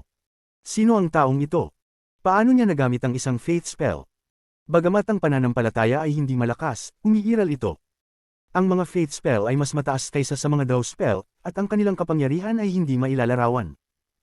Ang mga spell na ito ay nangangailangan ng pananampalataya, ngunit hindi tulad ng kalooban ng apoy, kundi mula sa sariling karanasan at pagtitiis. Maaaring ituring ito bilang huling pagbabago ng mga domain. Ang kalooban at pananampalataya ay ganap na magkaibang bagay, tulad ng pagkakaiba ng langit at lupa. Tanging kapag ang kalooban ng isang tao ay naging sapat na malakas ay magiging pananampalataya ito. Isang matibay na pananampalataya na hindi na muling titingin pabalik. Ang pananampalatayang ito ay hindi just flames, kundi isang matibay na paniniwala sa sarili. Isang malakas na paniniwala sa mga bagay na ginawa at sa patuloy na pagpunyagi. Domain, essence, faith. Kapag ang domain ay umabot sa kanyang limitasyon, ang katumbas na essence ay lilito. Kapag ang essence ay umabot sa limitasyon, magiging isang essence true body ito. Kung ang essence true body ay naglalaman ng kalooban, magiging tunay na kaluluwa ito. Ang dahilan kung bakit tinawag itong tunay na kaluluwa ay dahil bagamat may kalooban, mahirap na itong baguhin. Kapag umabot ito sa pagkakumpleto, magbibigay daan sa pananampalataya. Spells, Dao spells, Faith spells. Ang tatlong magkaibang spell ay tumutugma sa dalawang pagbabago ng mga domain. Ang mga spells ay tumutugma sa mga domain, ang mga Dao spells ay tumutugma sa mga essence, at ang mga Faith spells ay tumutugma sa pananampalataya. Gayunpaman, ang huling level na ito ay tanging ang siyam na Grand Empirines lamang ang makararating. Ang lahat ng iba pa ay tanging makakatingala na lamang mula sa ilalim nila. Ang Sundered Knight ay isang spell na nilikha ni Wang Lin, at naglalaman ito ng kanyang buhay sa pagpunit sa dilim. Ang dahilan kung bakit nagiging corporeal ang mga spell ng mga Grand Empirines ay dahil ang kanilang makapangyarihang pananampalataya ay maaaring lumikha ng isang bagay mula sa wala. Ang paggawa ng isang bagay mula sa wala ay ang ugat ng lahat ng Grand Empyrean spells. Si Wang Lin ay nakapikit sa ilalim ng lupa, ngunit nakikita niya ang lahat sa labas. Sa sandaling ito, para siyang ipinanganak muli sa araw. Tinutok niya ang kanyang mata sa dagat sa ibaba at nakita ang mga takot na mata ng lahat. Naniniwala akong kayo'y bahagi ng madilim na gabing ito. Naniniwala akong kayo'y bahagi ng nagpapahirap sa akin. Naniniwala akong kapag sumikat ang araw, kayo'y maglalaho kasama ng gabi. Naniniwala akong pagkatapos ng madilim na gabi, makikita ko ang liwanag na aking hinahanap ng libu-libong taon. Naniniwala akong ang liwanag ay umiiral, tiyak. Naniniwala ako. Ang aking buhok ay hindi na itim. Ang gabi ang nagbigay sa akin ng itim na buhok, ngunit ito ay kumakatawan sa liwanag. Ang aking mga mata ay hindi na itim. Naglalaman ito ng apoy at kidlat, pati na rin ang mga limitasyon ng mga patakaran. Ginawa ng gabi ang aking mga mata na itim, ngunit ang apoy ay susunog sa gabi, ang kidlat ay magliliwanag sa gabi, ang mga limitasyon ay babasagin ang mga patakaran. Gagamitin ko ang aking mga mata upang makita ang liwanag. Ang boses ni Wang Lin ay umalingaw sa dagat na nilikha ng Sundered Knight. Ang mga salitang ito ay tumagos sa mga tenga ng mga Green Devil Messengers, Zhang Daozang, ang matandang lalaki na si Zhao, at ang dalawang babaeng cultivator na nasa early stage ng Void Tribulan. Ang kanyang mga salita ay tulad ng mga sinaunang kasulatan ng Dao, ngunit sa oras na ito, naglalaman ito ng pananampalataya ni Wang Lin. Binuksan ni Wang Lin ang kanyang mga mata. Nang mabuksan ito, ang araw sa gilid ng dagat ay naglabas ng nakakadazzle na liwanag. Ang liwanag ay kumalat ng walang katapusan, at naglalaman ito ng pananampalataya ni Wang Lin. Tinanggal nito ang dilim at hinanap ang pananampalataya ng liwanag. Ito ay pananampalataya upang labanan ang langit at punitin ang gabi upang buhayin si Limuan. Ito ang kanyang buhay bilang isang hindi matitinag na kaluluwa. Ito ang unang faith spell. Ang dilim sa langit ay nawala ng tuluyan at ang dagat ay nawala rin. Ang mga origin souls ng dalawang babaeng early stage ng Void Tribulant cultivators ay naglaho. Wala nang mga malungkot na sigaw. Tila inabot sila ng pananampalataya ni Wang Lin, at sila'y pinalaya ng ang liwanag ay punitin ang dilim. Ngumiti sila habang ang kanilang mga origin souls ay nawasak. Ang matandang lalaki na si Zhao ay nayanig at ang kanyang katawan ay pumutok kasabay ng dilim. Ang kanyang origin soul ay nayanig at nakipaglaban sa gabi habang siya'y nagbubuga ng mga sigaw. Ayaw niyang mamatay ng ganito bilang isang mid-stage ng Void Tribulant cultivator. Kahit na mayroon siyang isang independent avatar sa Green Devil Continent na magliligtas sa kanya mula sa kamatayan ng kanyang orihinal na katawan, hindi pa rin siya handa. Ngunit sa ilalim ng faith spell, ang kanyang paglaban ay hindi tumagal ng matagal bago siyang umiti, pumikit, at naglaho. Samantalang si Zhang Daozang, na may kaunti pang mas mataas na cultivation level kaysa kay Zhao, ay bumagsak ang katawan at ang kanyang origin soul ay sumigaw habang umatras. Nagbuga siya ng isang nakatagong jade na nagbigay ng mahinang liwanag. Pamroteksyon ito sa kanya ng saglit bago tuluyang mabasag. Puno ng desperasyon ang mga mata ni Zhang Daozang. Hindi siya kailanman nag-cultivate ng avatar sa buong buhay niya, ngunit kumapit siya sa isang hininga. Ang kanyang origin soul ay nagsimulang maglaho sa ilalim ng faith spell ni Wang Lin, ngunit hindi ito nasira. Nagsanib siya sa isang bola ng liwanag at lumipad palayo. Dahan-dahan siyang nawala ng malay at halos nakatakas. Ang tunog ng pagbasag ng salamin ay umalingaw. Ang Green Devil Mirror na nilikha ng 4 na Green Devil Messengers ay gumuho at ang projection ng Green Devil Continent ay naglaho. Ang lupa ay nayanig at ang lahat ay bumalik sa normal. Nandyan pa rin ang Extreme Sky Prairie. Ang 4 na messengers ay dumura ng dugo at mabilis na umatras. Habang sila ay umatras, ang Black Armored na si Wang Lin ay lumabas mula sa lupa. Ang kanyang puting buhok ay dumadaloy sa hangin at isang nakakatakot na aura ang pumapalibot sa kanyang katawan. Kabanata 1879 ang pagkawala ng Soul Armor. Ang 4 na Green Devil Messengers ay puno ng takot. Pagkatapos silang itulak pataas, nagtinginan silang apat at tumakas sa apat na magkaibang direksyon ng walang pag-aalinlangan. Habang nagsasalpukan sila, gumamit ang apat ng iba't ibang paraan. Dalawa sa kanila ay kumuha ng mga yaman. Isa ay isang berdeng papel na ibon at ang isa naman ay isang puting pangwalis. Nakatayo sila sa kanilang mga yaman at lumipad ng mabilis. Samantalang ang iba pang dalawa, isa sa kanila ay kumagat sa kanyang dila at lumunok ng dugo. Isang berdeng liwanag ang pinalibutan siya, pinagsama niya ang dugo at agad na gumalaw ng 10,000 kilometro. Ang huling Green Devil Messenger ay gumawa ng mga seal at ang kanyang katawan ay nagsimulang mag-ikot, bumuo ng isang buhawi na nag-uugnay sa langit at lupa. Mabilis siyang lumipad palayo. Ang apat ay gumamit ng iba't ibang paraan, ngunit lahat sila ay mabilis. Sa sandaling lumabas si Wang Lin sa ibabaw, ang apat ay nawala ng walang bakas. Ngunit paano pahihintulutan ni Wang Lin na makaligtas sila? Nais niyang tapusin ang mga kondisyon na ibinigay sa kanya ni Old Ancestor Green Bull gamit ang apat na ito. Sa sandaling iyon, kumislap ang malamig na tingin sa mga mata ni Wang Lin at siya ay lumakad pasulong. May mga alon na umalon-alon sa ilalim ng kanyang mga paa at agad siyang nawala. Nang magbalik siya, nasa harapan siya ng Green Devil Messenger na naging buhawi. Nang lumabas si Wang Lin, iniwasan niya ang kanyang kanang kamay at umatake gamit ang kidlat. Sa atakeng ito, ramagasa ang mundo at ang kamay ni Wang Lin ay pinalitan ng kidlat. Ang kidlat ay kumislap at bumuo ng isang malaking bola ng kidlat. Sa gilid ng bola ng kidlat, mayroong malalaking linya na mukhang nakakatakot. Ang bola ng kidlat ay mabilis na tumama sa Green Devil Messenger na naging buhawi. Ang mga tunog ng malalakas na pagkidlat ay umalin-alon sa buong mundo. Ang buhawi ay gumuho nang tumama ito sa kidlat. Ang di mabilang na hibla ng kidlat ay bumuo ng isang net na pumulibot sa takot na Green Devil Messenger. Ang tunog ng pagkidlat ay sumabog. Ang Green Devil Messenger ay umubo ng dugo at humiyaw. Siya ay napapalibutan ng kidlat na net at nahulog sa lupa. Ang eksenang ito ay mukhang nakakagulat mula sa malayo.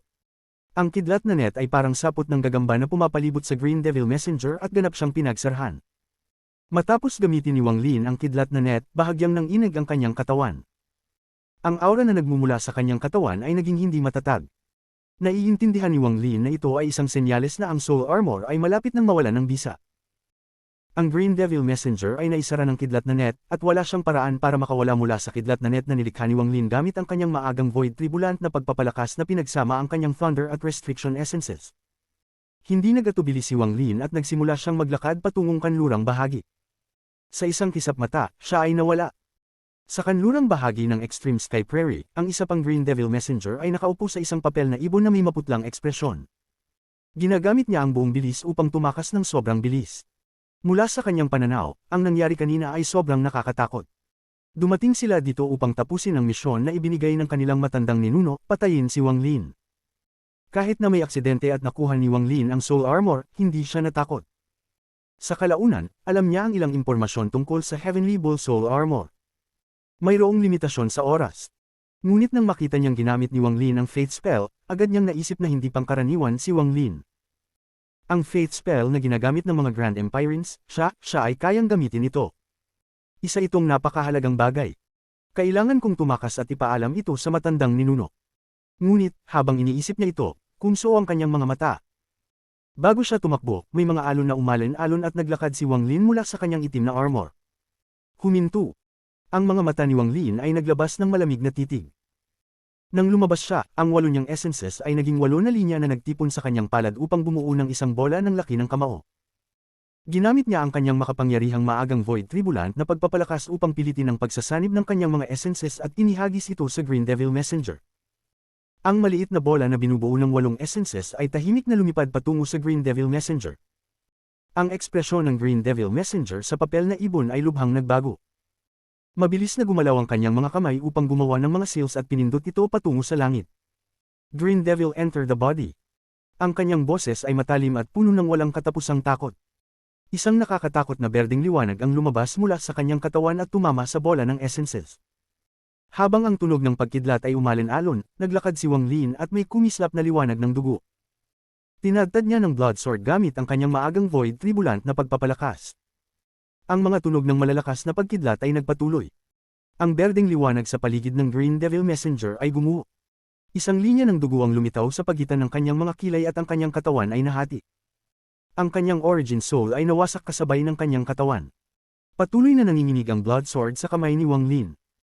Sa chop na iyon, isinama ng Blood Sword ang bahagi ng dugo mula sa Green Devil Messenger at nagbigay ng matalim na awit ng espada. Minsan na nitong pinatay ang maraming mga Celestials, ngunit mula nang mapunta sa mga kamay ni Wang Lin, ito ang pinakamataas na antas ng cultivation na Celestials na napatay nito. Sa sandaling namatay ang Green Devil Messenger, ang ilusyon ng Heavenly Ball ay lumitaw sa paligid ni Wang Lin. Ibinuga nito ang isang malakas na sigaw ng kasiyahan na para bang tuwang-tuwa ito sa pagkamatay ng Green Devil Messenger. Nang lumabas ang Heavenly Ball Soul, huminga ito. Isang alon ng berdeng gas ang lumabas mula sa katawan ng Messenger. Ito ay naging hugis alimango at ilang sandali pang kumikilos bago ito nalunok ng Heavenly Ball. Nagulat si Wang Lin, ngunit hindi siya tumigil ni isang saglit. Inangat niya ang kanyang paa at nawala. Direktang hilaga, ang Green Devil Messenger na tumatakas gamit ang Blood Escape ay patuloy na umuubo ng dugo.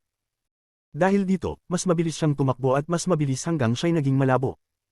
Sa isang kisap mata, wala nang bakas ng kanya. Sa sandaling lumitaw si Wang Lin, nakita lamang niya ang isang malabong anyo at pagkatapos ay nawala ito sa kanyang mga mata. Nang siya'y lumingon, ang Messenger ay naging isang berdeng tuldok na dahan-daang nawawala. Ang Void Tribulant Aura sa paligid ni Wang Lin ay naging mas hindi matatag.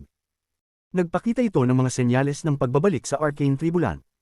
Ang kanyang mga mata ay kumislap at tumingin siya sa direksyon kung saan ang ikatlong Green Devil Messenger ay tumatakas. Inangat niya ang kanang kamay at mabilis na itinuro ang direksyong iyon. Huminto. Isang sigaw ang lumabas mula sa bibig ni Wang Lin. Sa sigaw na iyon, ang buong mundo ay naging madilim, parang isang misteryosong lakas ang pumasok at nagyelo ang lahat. Kasama na ang ikatlong Green Devil Messenger na nakalayo na kay Wang Lin. Ang kanyang katawan ay nanginginig at tumigil sa isang lugar. Sa sandaling huminto siya, may kumislap na liwanag ng dugo at ang Blood Sword ay dumaan. Sa isang malakas na kaluskos, gumuho ang katawan ng Messenger at ang Heavenly Ball Soul ay lumabas upang devour ang alon ng berdeng gas na inilabas ng Messenger. Naisa-isang tao at napatay ang dalawa. Ang aura ni Wang Lin ay mabilis na bumaba pabalik sa pangatlo o pang-apat na Arcane Tribulant. Tumingin si Wang Lin sa timog kung saan tumakas ang huling Messenger. Pagkatapos ng ilang sandali ng pagninilay, pinili niyang itigil ang panghuhuli sa huling isa. Sa halip, tumungo siya patungo sa lugar kung saan nakatakda ang unang Messenger. Isang sandali pagkatapos, isang masayang hiyaw mula sa Heavenly Ball ang narinig mula sa lugar kung saan nakatakda ang unang Messenger. Ininom ng Heavenly Ball ang berdeng gas mula sa tatlong patay na Green Devil Messengers at tila ang berdeng gas ay isang malaking pagkain para rito. Ang liwanag ng dugo mula sa Blood Sword ay naging mas maliwanag matapos patayin ang tatlong mid-stage Void Tribulant Messengers. Ilang mga sinaunang karakter ang nagsimulang magpakita sa espada. Ang mga karakter ay hindi mula sa mga cultivator kundi mula sa mga sinaunang nilalang. Lumipad ang puti niyang buhok at bumaba ang kanyang cultivation patungo sa huling bahagi ng Arcane Void. Tumingin siya ng pagod at inangat ang kanyang paa upang dumaan patungo sa Underground Palace. Habang dumadaan, bumagsak pa ang kanyang cultivation level sa mid-stage Arcane Void. Nang makarating siya sa pasukan ng Underground Palace, bumalik siya sa normal na kalagayan, sa late-stage Spirit Void. Ang Heavenly Bull Armor ay tila natutunaw, nagiging mga itim na sinulid na pinalibutan ang kanyang katawan. Sa huli, nagtipon sila sa kanan ng kanyang mukha upang bumuo ng isang itim na Heavenly Bull tattoo. Ang tattoo ay kumislap na nagdulot kay Wang Lin ng isang kakaibang hitsura. Nang pumasok siya sa Underground Palace, nang inig ang kanyang paa. Isang malakas na pakiramdam ng panghihina ang damapo sa kanyang katawan, parang nawalan siya ng cultivation at naging isang mortal. Ang mahigit sa 1,000 cultivators, kabilang na si Yanlu at ang iba pa, ay nakatingin ng may pagkabahala. Hindi nila makita ang nangyayari sa labas ng Underground Palace. Naghihintay sila ng resulta. Sa 6 na mid-stage Void Tribulant na mga matandang halimaw, 2 ang nakatakas at 3 ang namatay. Hindi alam ni Wang Lin kung mayroon pang avatar ang matandang lalaki na si Zhao, dahil hindi siya malapit, kaya't hindi niya ito binanggit. Ang 2 early-stage Void Tribulant cultivators ay patay.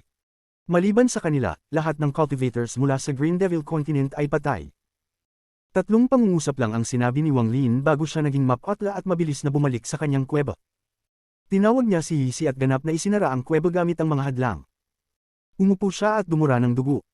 Hindi niya pinansin ang katahimikan na dulot ng kanyang sinabi. Ang lahat ng mga cultivator ay tahimik na nag-isip habang tinitingnan ang kuweba ni Wang Lin ng may takot at paghanga. Heavenly Ball Soul Armor. Ang lakas nito. Ito ba ang kapangyarihan ng Soul Armor?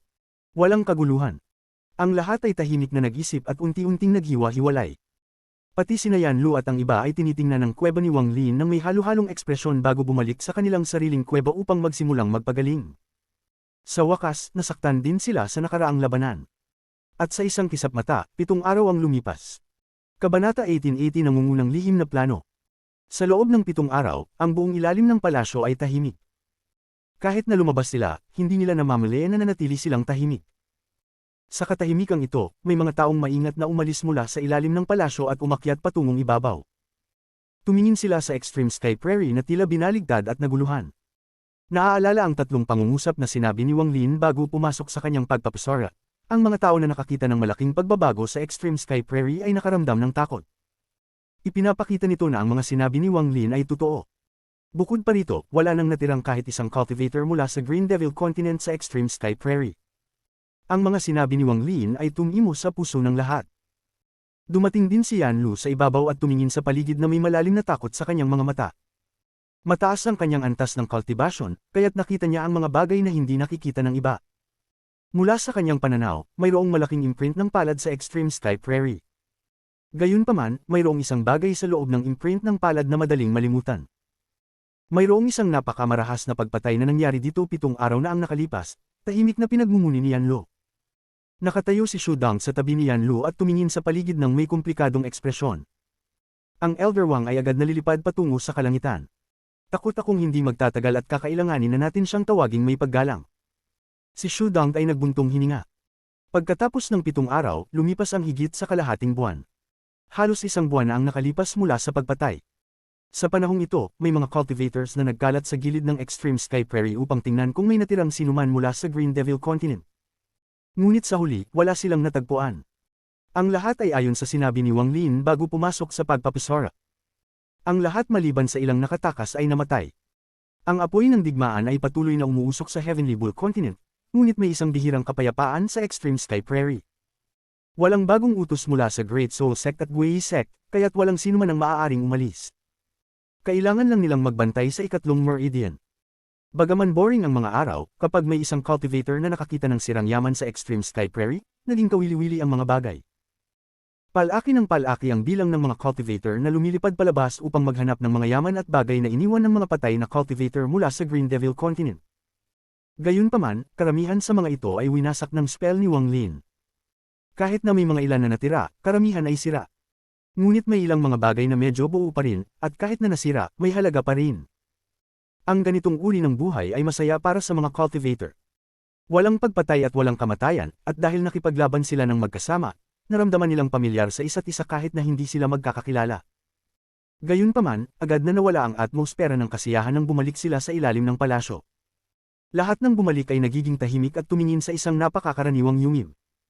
Diyan si Wang Lin nagsasara ng kanyang pagninilay. Kasama sa mga cultivator na ito sina Yan Lu at ang iba. Lahat sila ay nanatiling tahimik sa ilalim ng palasyo, parang natatakot silang guluhin si Wang Lin. Ang laban ni Wang Lin at ang 3 pangungusap ay nagbigay ng respeto at takot mula sa mga cultivator na ito. Ang oras ay hindi namamalayan na dumaan muli. 1 buwan, 2 buwan, 3 buwan. Sa 3 buwan ng oras na iyon, ang buong Extreme Sky Prairie ay niyugyug ng mga cultivator, at walang natira, ngunit hindi pa rin lumabas si Wang Lin mula sa kanyang pagpapasarya ng pagninilay. Sa isang araw, ilang daang cultivator ang nasa prairie at nagtipon sa isang maliit na parisukat kung saan nagkakalakalan sila ng mga nahanap nilang yaman at mga gamit nila. Biglang narinig nila ang isang mabagsik na tunog mula sa malayo. Ang biglaang tunog na ito ay nagdulot ng malaking pagbabago sa kanilang ekspresyon. Tumayo silang lahat at ang kaluwagan mula sa nakaraang 3 buwan ay nawala at napalitan ng seryosong ekspresyon. Ang mabagsik na tunog ay hindi nanggaling sa Extreme Sky Prairie kundi mula pa sa malayo. Ito ay dumaan sa isang hindi alam na distansya, ngunit nagdulot pa rin ito ng dilim sa mundo. Ang tunog ng rumble ay mabilis na kumalat sa itaas ng lahat at nagbigay ng pakiramdam ng dugo at kalupitan na hindi nakikita, ngunit nararamdaman. Mabilis itong dumaan at kumalat palayo. Ang daan-daang cultivator na naruroon ay nagulat. Hindi nila alam kung ano ang nangyari o bakit ang tunog na ito ay lumitaw. May ilan sa kanila na malabo ang nakita na sa dulo ng mundo, isang heavenly ball na natatakpan ng dugo ay umuungal. Ang tunog na kumalat sa buong mundo ay ang ungol ng Heavenly Ball. Ang dahilan kung bakit ang tunog ay patuloy ay dahil tila ang Heavenly Ball ay tumatakas sa sakit. Ngunit hindi hihigit sa 100 ng tao ang nakakita ng malabong imahe na ito, at nanatili silang tahimik. Habang ang ungol ay dumaan, niyakap nito ang buong Extreme Sky Prairie. Ang mga cultivator sa ilalim ng palasyo ay nagbukas ng kanilang mga mata at nagbago ang kanilang ekspresyon. Nagmadali silang lahat patungo sa ibabaw at tumingin sa langit. Nagulat sila. Ang ekspresyon ni Yanlu at ang iba pa ay nagbago rin nang lumabas sila mula sa palasyo. Tumingin sila sa yungib kung saan si Wang Lin at pagkatapos ay nagtungo patungo sa ibabaw. Bilang resulta, si Wang Lin na lang ang natira sa ilalim ng palasyo. Sa loob ng 3 buwan, siya ay nanatiling hindi gumagalaw. Pinipigilan niya ang kanyang mga panloob na sugat sa bawat laban, at ngayon na tahimik, nagsimula na siyang magpagaling. Sa loob ng 3 buwan ng oras na iyon, patuloy na pinalalakas ni Wang Lin ang kanyang kaalaman tungkol sa soul armor at iniisa-isa ang mga natutunan mula nang tumaas ang kanyang antas ng cultivation. Ang kaalaman na ito ay mahalaga sa kanya. Aayusin niyang matindaan ito hanggang sa dahan-dahan maging bahagi ito ng kanyang sarili. Malaking tulong ito sa kanya kapag tumaas pa ang kanyang cultivation. Sa loob ng 3 buwan, pinag-aralan din ni Wang Lin ang kanyang Sundered Knight. Sa kasamaang palad, nang wala ang soul armor, ang Sundered Knight ay hindi na isang faith spell. Sa sandaling ang ungol ay umabot sa buong Extreme Sky Prairie, si Wang Lin ay nagising mula sa kanyang pagninilay sa unang pagkakataon sa loob ng 3 buwan. Isang matinding sakit ang nagmula sa kanyang puso at kumalat sa buong katawan, kaya't siya ay nabasa ng malamig na pawis. Ang Heavenly Bull tattoo sa kanan ng kanyang mukha ay nagsimulang magliyab at nagbigay ng pakiramdam ng hindi masabi na lungkot at galit. Ang lungkot ay mula sa Heavenly Bull Soul. Nanginig ang puso ni Wang Lin. Narinig niya ang mabagsik na tunog at tumingin sa ibabaw. Ang kanyang pananaw ay naging malabo at tila may mga imahe siyang nakikita. Ito ay isang walang katapusang hanay ng mga bundok, at may libu-libong mga cultivator. Matapos ang buwan ng pakikibaka, ang mga cultivator na ito ay namatay hanggang sa kaunti na lamang ang natira. Kasama nila ang isang tao na nakasuot ng buong itim na armor, at naglalabas sila ng aura mula sa Heavenly Bull Soul. Malinaw na ang taong ito ay kinilala ng Heavenly Bull, tulad ni Wang Lin, at siya ay isa sa mga itinalagang magbantay sa isa sa 7 meridian. Pinanood ni Wang Lin ang taong ito habang dumaan siya sa isang pagpatay pagkatapos ng isa pang pagpatay. Sa huli, tinamaan siya ng isang pulang kamay na biglang bumaba mula sa langit ng 9 na beses sunod-sunod. Ang armor sa paligid ng taong ito ay bumagsak at siya ay namatay. Ang pulang kamay ay nanginginig at naging isang matandang lalaking may pulang buhok. Ang matandang lalaki ay may malamlam na ekspresyon at nakatayo sa hangin na parang hari ng kalangitan at lupa. Siya ay sinasamba ng lahat ng mga cultivator mula sa Green Devil Continent sa ibaba. Hindi naramdaman ni Wang Lin ang aura ng matandang lalaki mula sa mga imahe, ngunit mula sa katotohanan na pinatay ng matandang ito ang isang may soul armor, nangangahulugan na ang antas ng cultivation ng taong ito ay napakalakas. Matapos mamatay ang cultivator na may soul armor, ang buong hanay ng mga bundok ay bumagsak at nagkalat. Ang walang katapusang hanay ng mga bundok ay naging isang hukay ng kamatayan. Habang bumagsak ito, isang bahagi ng hindi nakikitang barrier na nilikha ng 7 meridian ang bumagsak. Hindi na ito buo. Ang pananaw ni Wang Lin ay dumilim at siya ay nagising. Tahimik niyang pinagmumuni ang sandaling iyon. Ang kanyang nakita ay hindi nakikita ng iba. Tanging ang mga may soul armor ng Heavenly Bull lamang ang makakakita nito. Isang meridian ng Heavenly Bull ang bumagsak. Nagtagal pa ng ilang oras bago ang malupit na ungol ay dahan-dahang hamupa at nawala patungo sa malayo. Ang biglaang kaganapang ito ay nagdulot sa lahat ng mga cultivator sa Extreme Sky Prairie na mag-alala at makaramdam ng takot sa mangyayari. Maraming haka-haka, ngunit lahat sila ay nakaramdam na may malaking mangyayari. Sa mga sumunod na 2 buwan, ang mga cultivator ng Extreme Sky Prairie ay hindi na kasing relaxed, kundi mas tensyonado. Ito ay dahil ang ungol na narinig 2 buwan na ang nakararaan ay umulit ng 2 beses pa sa huling 2 buwan. Ang 3 ungol, ang 3 mahina ngunit malakas na ungol, ay nagdulot ng malaking pressure sa puso ng bawat isa. Sa ika-7 araw pagkatapos ng 2 buwan, isang sinag ng liwanag ang dumating patungo sa Extreme Sky Prairie mula sa loob ng Heavenly Bull Continent. Ang sinag ng liwanag ay mabilis na dumating sa ibabaw ng ilalim ng palasyo at naging isang matandang lalaki na nakasuot ng itim na damit at mukhang disheveled. Ang matandang lalaki ay hindi mula sa Great Soul Sect, siya ay mula sa Guiyi Sect. Ang ika-3 meridian ng Extreme Sky Prairie, sumunod sa utos na ito. Ako ay dumating sa ilalim ng Soul Order mula sa Great Soul Sect at Guiyi Sect. Agad na umalis dito at umatras ng 1,000,000 kilometro upang magtipon sa Mount Tianluan. Mayroon ng taong makikisalamuha sa inyo roon. Makinig sa utos at umalis agad. May-ari ng Soul Armor ng ika-3 meridian, ako si Uyang Zin, nais makipagkita. Ang matandang lalaki ay nakatayo sa kalangitan at mukhang nagmamadali, ngunit hindi nakalimutang maging magalang. Matapos ang lahat, ang sinuman na may-ari ng Soul Armor ay karapat-dapat igalang.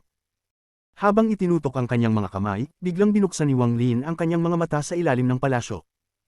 Nawala siya, at nang magbalik siya, siya ay nasa labas sa tapat ng matandang lalaki. Nang makita ng matandang lalaki si Wang Lin, siya ay nagulat. Maliwanag na hindi niya inaasahan na ang may-ari ng Soul Armor ay nasa antas ng kultibasyon ni Wang Lin, ngunit hindi siya naglakas loob na maliitin si Wang Lin. Pagkatapos ng lahat, ang pagkakaroon ng kakayahang protektahan ng lugar na ito ay nagpapakita ng espesyal na bagay kay Wang Lin. Ang unang, ikalawa, at ikapitong meridian ng Heavenly Ball ay nawasak ng Green Devil Continent.